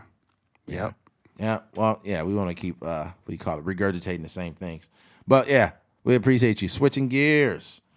Trey Songz has some allegations, very stiff allegations also. Allegations of rape. I don't even want to say the word. Yeah. Trey Songz accused of being a rapist amid sexual assault allegations. R&B star Trey Songz has come under fire for his alleged history of sexual assault after accusations of being a rapist were levied recently against the singer. Recently against the singer. The backlash began after basketball star and artist Dylan Gonzalez posted a tweet casting Songz as a sexual abuser, writing Trey Songz a rapist. Lord forgive me, I couldn't hold on that in another year. See you in 2022. While Gonzalez didn't add any context to her accusation, she is not the first to publicly put Songz on blast for his alleged track record. Several other women have shared their harrowing encounters with the Bottoms Up singer. In 2017, actress Keke Palmer accused Songz You can't put the Bottoms Up singer with it. Right, yeah. Bottoms up. Yeah, that's not a good... They knew what they was doing they knew what they was doing with that. Yeah, they're trying to create like a parallel between rape and Bottoms Up. Great job, buddy. Oh, great job with that. That's hilarious. Yeah, it's not supposed to be hilarious, but great job to whoever wrote this. Keke Palmer accused Songz of using sexual intimidation to persuade her to appear in the music video for his single, Pick Up the Phone, and alleged that she hid in a closet in attempt to thwart off his advances. After you found me in the closet hiding because I was so afraid of any more conflict, Palmer wrote in the series since deleted tweets. Literally, my last option was to hide because you all would not listen when I said I did not want to be in the video the first time. Songz has refuted Palmer's allegations. In November, TMZ reported that authorities in Las Vegas opened an investigation into sexual assault allegations made against the singer, stemming from an alleged incident at the Cosmopolitan of Las Vegas hotel. Songz, who was in town celebrating his 37th birthday, is said to have arrived at the hotel with his entourage and group of women following a performance, according to sources. Earlier this year, Songz settled a $10 million civil suit from a sexual assault accuser, but has maintained his innocence at every stop and says that his allegations against him do a disservice to actual assault survivors. This is what he said in quote, and I'm going to give you the definition of Freudism. I think it's called Freudism. Okay, this is what he said in quote. I usually stay quiet on this, but I feel that in many ways, the movement to fight for her women who actually have suffered harassment and abuse on various levels has been hijacked by those who find it convenient for themselves to come up as they seek to destroy someone's life, he wrote in August 2020 tweet, addressing allegations made by Selena Powell and her friend on No Jumper podcast. Now, I'm going to give you the definition of Freudism. Now, and this is a good definition because I seen there was a Darren Sharper, an ex-NFL player, turned out to be a serial rapist, and he tried to put out this public perception as well. Here it is. Basically, or they call it Freudism or fraud. It says, hold on, where is it at? No, it's got the wrong definition. Anyways, it's basically a person that puts out a public perception to look like something they're not or to throw you off. I'll say this, and this is for the ladies out there. You have to understand that looking like a creep doesn't have a look. When people say creep, you think about some dude that's got crazy hair or he's trying to touch somebody he shouldn't be touching. A serial rapist can look like Michael B. Jordan. Mm-hmm. A serial rapist can look like Trey Songz or Chris Brown. And what happens is women get a little too comfortable around motherfuckers like this. Mm-hmm. And I'm not trying to say, I'm not trying to blame anything on the women, but I'm just saying it's a lot easier to trust a celebrity that's handsome and rich. Mm-hmm. And once he gets you in that room or gets you somewhere or gets you in a position where he's doing something he shouldn't be doing, it's a lot harder for society, not for the general public, is less likely to believe a woman in that situation. They're more likely to believe a Trey Songz. Now, this is all alleged, so I'm not here to call Trey Songz a rapist, but what I am here to say is he has put himself in some pretty situations. That was my take, right? And I want you to finish your point, but for him to be associated with these different people, right? So, like, for example, like if a person like Selena Powell had came out and said, you know, Keith had done whatever to her, I have receipts to let you know that I have never met this person in my life. But for Trey Songz, and we're not saying he's guilty or innocent, but I'm just saying, like, in some way, shape, or form, he was still associated with some of these people. Yeah. The Selena Powells and Eliza or whatever her name is, or Keke Palmer. We know for a fact that he was at the party or festivities with her, or you know, whoever the other people were. So I just say, like, when it comes to the best way, it's like kind of how they talk about, like, you know, preventing yourself from having STDs or whatever. The only way to do that is to be abstinent. The same way with, like, dealing with these people, whether this is real or not, you're still dealing with, like, messy people. And I just think that's just dangerous in general. Yeah, and he's fucking old. He's 37 years old, still rolling with an entourage and having these allegations, and, like, it's just, you too old to be doing this. That's one of the biggest red flags right there. Grown ass man and still dealing with, like, Instagram models and whatnot. Yeah. And it's like, bro, and then the thing about it though, there's a lot of regular women that just are out in the world. And this is what women don't understand too. Being a very sexually attractive woman can put you in places that no one would expect.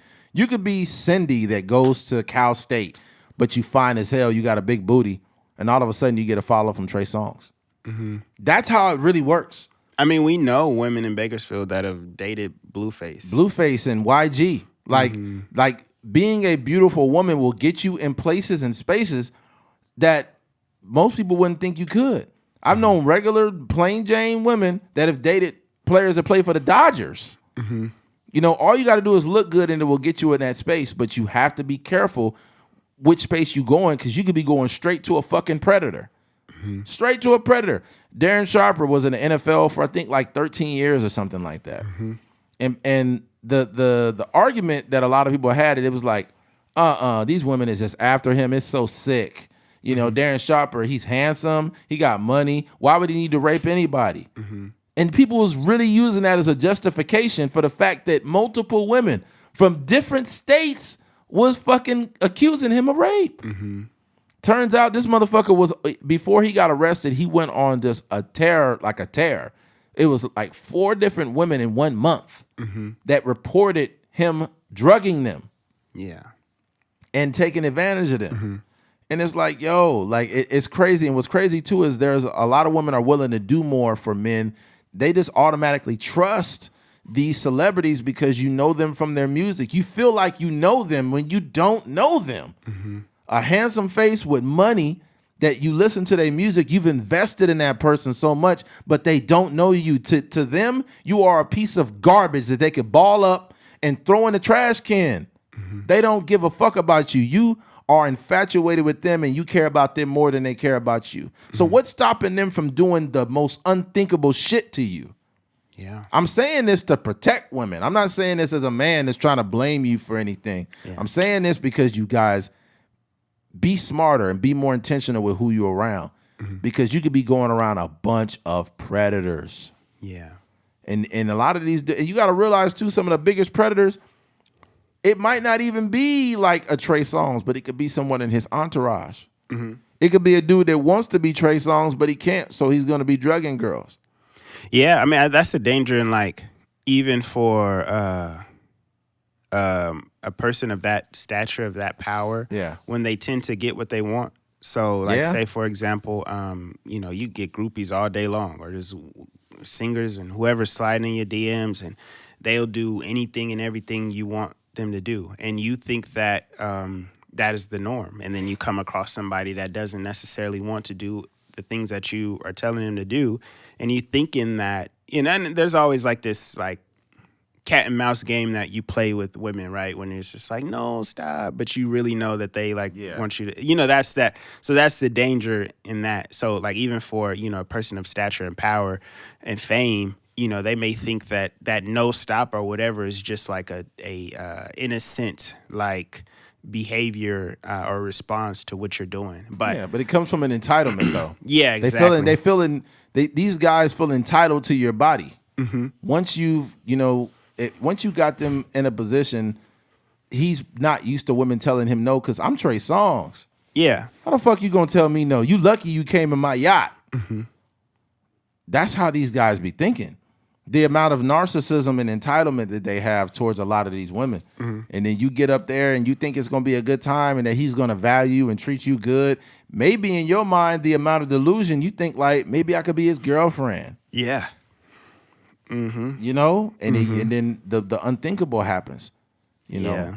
So it's I think it's I think for, I guess anybody after, like if you're, I won't put an age limit on like settling down, but I think if you see a certain person and they're past a certain age and they're just still like real worldly in a sense, like they haven't really changed their ways, I think that's dangerous in itself. Yes, like, you know, very. obviously, you know, women find certain celebrities attractive, but if you got some rapper that's 40 years old and still like getting hoes and, you know, at the club, standing on couches and stuff like that. I think that's sketchy in itself. Like I would try to stay away from that. Cause I mean, even with that, there's a lot of rappers that have been around that really have like real relationships now. You know, they're married and settled down and stuff like that. Guys like Nori and Gilly, you know, these are guys that are actually out here married and whatnot. But for the rapper that is like started rapping in the 2000s or singer or whatever, and they still out here like just getting hoes, it's just like stay away from these. Yeah, dudes. You got to grow. At some point, you got to grow up, dog. Mm-hmm. Like you got to be a man before you're a man in a relationship too. Mm-hmm. Like you have to start developing good habits of who you are as a man before you can be that with a woman. Mm-hmm. So you don't go from just fucking every different girl in the streets and then all of a sudden you in a healthy relationship. It also doesn't look as cool as it used to. Like for Trey Songz to be 37 and be like, "It's Mr. Steal Your Girl," like it don't hit the same. It's like you about 20s. To get an AARP card, motherfucker. You shouldn't be stealing people's girls. You know, that shit is crazy.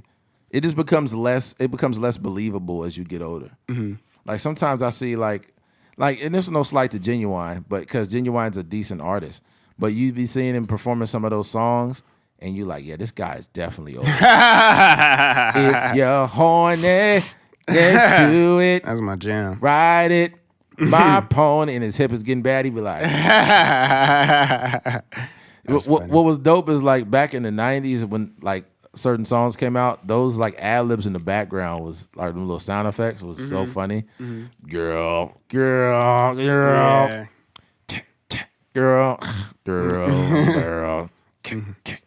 That's Timbo.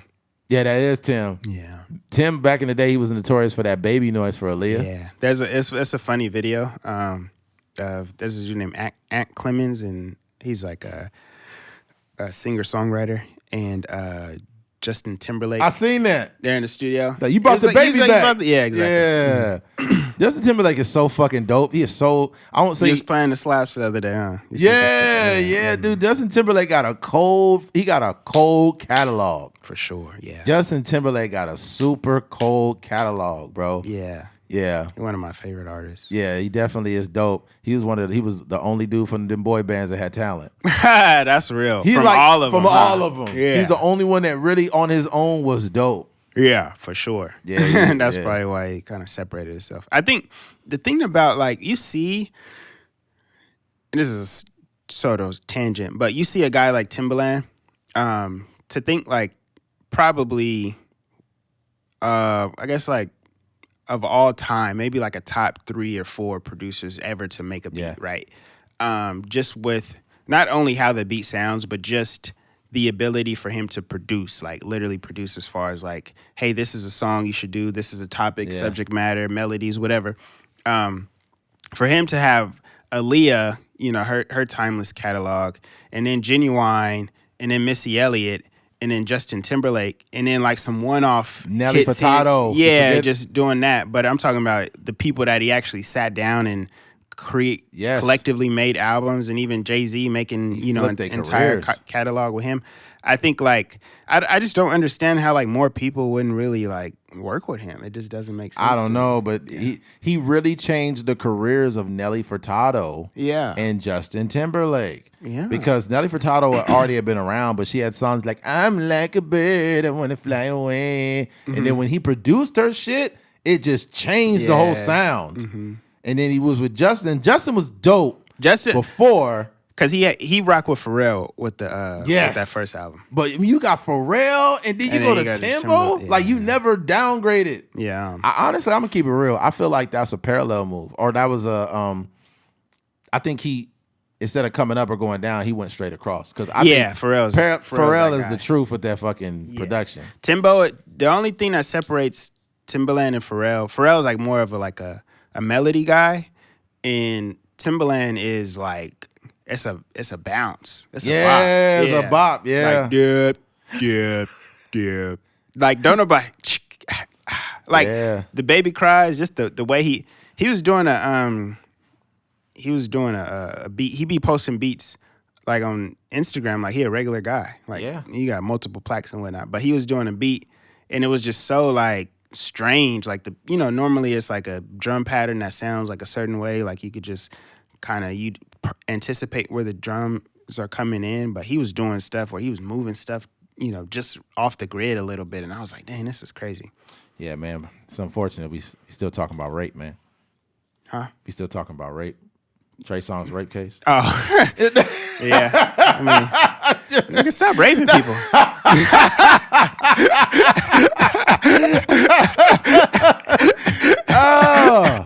Oh man, what the fuck happened? We just went on a tangent and forgot about the seriousness of the conversation. Yikes, man. That's hilarious. Yeah. But no, I will say this. It is alleged, obviously. But what another problem too is if he is found guilty, man, rape need to come with a life sentence. Yeah. Because rape is like killing somebody without killing them, man. You need to go to fucking prison for life. Yeah. And that's not to be politically correct. That's literally you should go to prison for life. Mm-hmm. And you a serial rapist on top of that. So you have inflicted this harm on multiple women, and you go to prison for let's say somebody go to prison for 13 years. So after 13 years, you're a free man, but she is a prisoner her whole life because you took advantage of her. All that trauma. Yeah. And the conversation around rape is a very serious one. Mm-hmm. Now, there's been a flip side where there have been women who made a false accusation. It was the defensive lineman from Baylor. He got locked up and turned out to be a false accusation. Yeah. Then it was another football player, Brian Banks. Mm-hmm. That's probably one of the bigger ones. Mm-hmm. False accusation again. However, suck their life away, man. It fucked their life. What I'm saying to say that is just the whole conversation surrounding rape is a very serious one. Yeah. And if multiple women have said you have done them wrong, bro, what are you doing, dog? What are you really doing? What's going on? Women from different states and different places saying the same thing? Yeah. I don't think that it's a coincidence at some point. I think you really doing something, G. But I can't say that because it's alleged, and I have to be responsible with my platform. I can't just come out and call somebody a rapist. Yeah, but, like you said, when it starts to become like a pattern, it's like Bill Cosby. When it's even if you who knows if you did some, which Keke Palmer says sexual intimidation, right? Say you did that in the privacy of your life, and then the girl speaks to you, and you're like, hey, what you did there was. It made me feel like this, you were cornering me, whatever the case may be. Mm-hmm. And then you just kind of correct that in your life and it just never sees the light of day. You just kind of can move on, right? Yeah. But if you have like a woman every year coming out and saying something, it just doesn't look good. I think the highest compliment you could get from a woman is when they say they feel safe. Yeah. When a woman says they feel safe around you, that is the highest compliment you can get from them. Mm-hmm. Because at some point, some man did not make them feel that way. Yeah. And the fucked up thing, too, is women have been taken advantage of that want to move on with their life. That affects all their other relationships. Yeah. Because, like, they may feel safe with you, but they still traumatized by a motherfucker that did some shit that he had no business doing. Mm-hmm. Yeah. Oh, man. Yeah, for sure. Yeah, it's just a terrible conversation. Where we at, man? 152. 152. Yeah, we've been chopping it up for a minute. Mm-hmm. What else can I take out of that conversation? I mean, above all, we'll see. It's a new day and age, so a lot of these allegations are taken serious, more serious than they used to be. Yeah. And and I don't know if money is involved with keeping people quiet, but a lot of times the judicial system will wait out a person's career till they're not as popping. They may not be making as much money, or the royalties ain't rolling in like they used to, whatever the case may be. And who knows? But we'll just keep our ear to the streets. I ain't heard much from Trey Songz lately. Yeah, he hasn't really. And who knows? Sometimes what happens when people duck off, they're usually just independent. They still release music at the same clip, but they may not be on a major label. But yeah, I haven't heard. Trey Songz was huge at one time. Yeah, mm-hmm. He was super huge. Yeah, one of the top R&B guys. Yeah, for sure. I'm talking about like from the "You Gonna Think I Invented Sex" like that. That was around 20.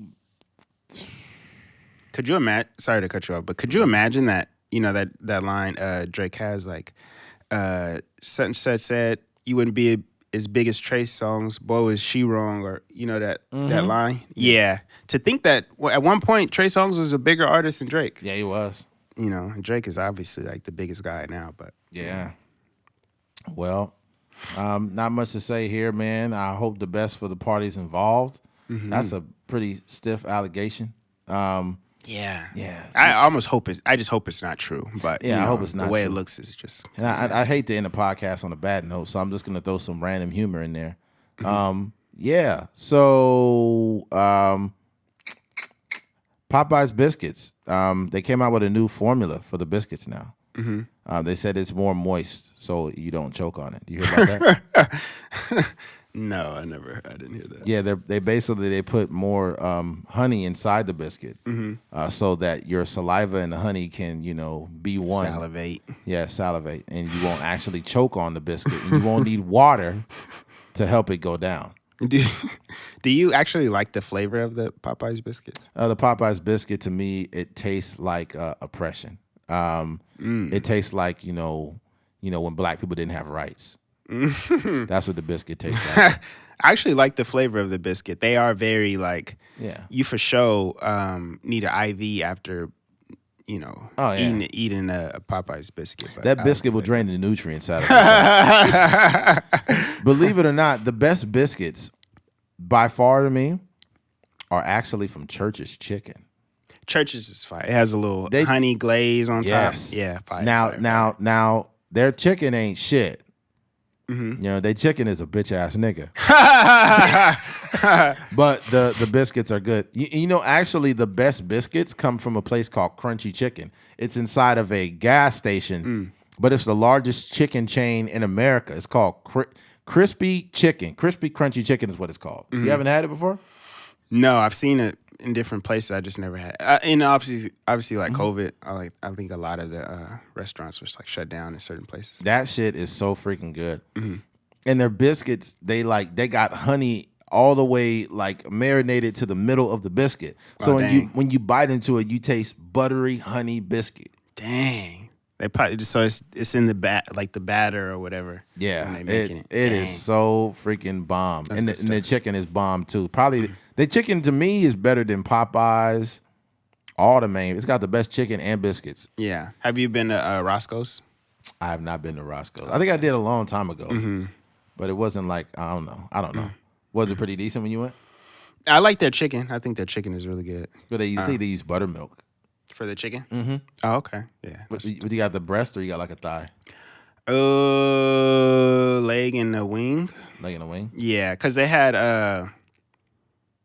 a certain meal that you buy, I usually get the chicken and waffles or the Barack Obama whatever, and it's a certain you get a wing and something like that. But Barack Obama what? They have a Barack Obama meal at Roscoe's. What does it come with? I don't remember exactly, but it's some chicken and a couple sides. It ain't nothing special. The Barack Obama meal come with a blunt. Yeah, this is how I eat my breakfast. Smoke a blunt. Fill it up, pack it deep. Use the grinder, get the weed going. Smoke a bowl. CBD. I support all cannabis products. Sometimes I have one of those biscuits, but it's infused with marijuana.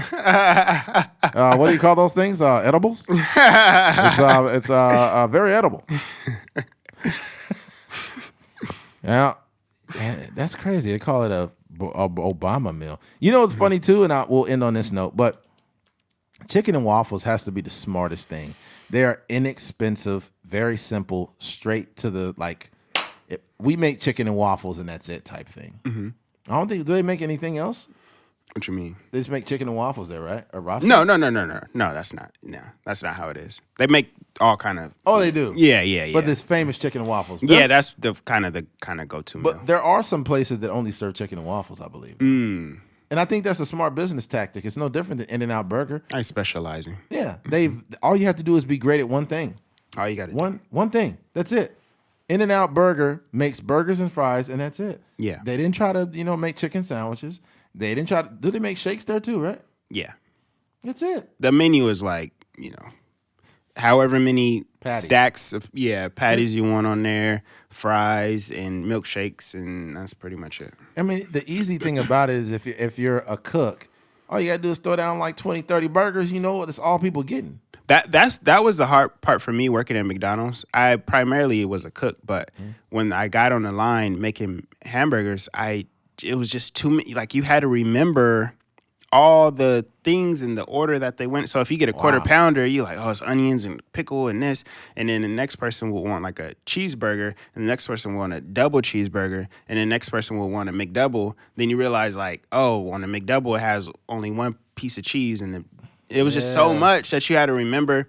And then they had the chicken, sandwiches and stuff. But yeah, it was just hard. So for a person at In-N-Out, if they just literally is one patty, 2 patties, 3 patties, and that's pretty much all you got to remember. Man, I remember one time I went into McDonald's downtown. I went to the McDonald's to go eat, and then I looked in the back and I seen somebody making the food, and he had a Band-Aid on his finger, and he had no gloves on. Oh my gosh! I was like, nigga, I don't want a blood transfusion. I want a chicken sandwich, man. Yeah, that's not good. That's not a good look. It's like Magic Johnson special coming up. Dang. I got Magic Johnson back there making me a chicken sandwich, man. Look back there, they got Easy back there. No, dang. That's deep. That's a terrible joke. It's a dark joke, man. Dark. It's a dark joke.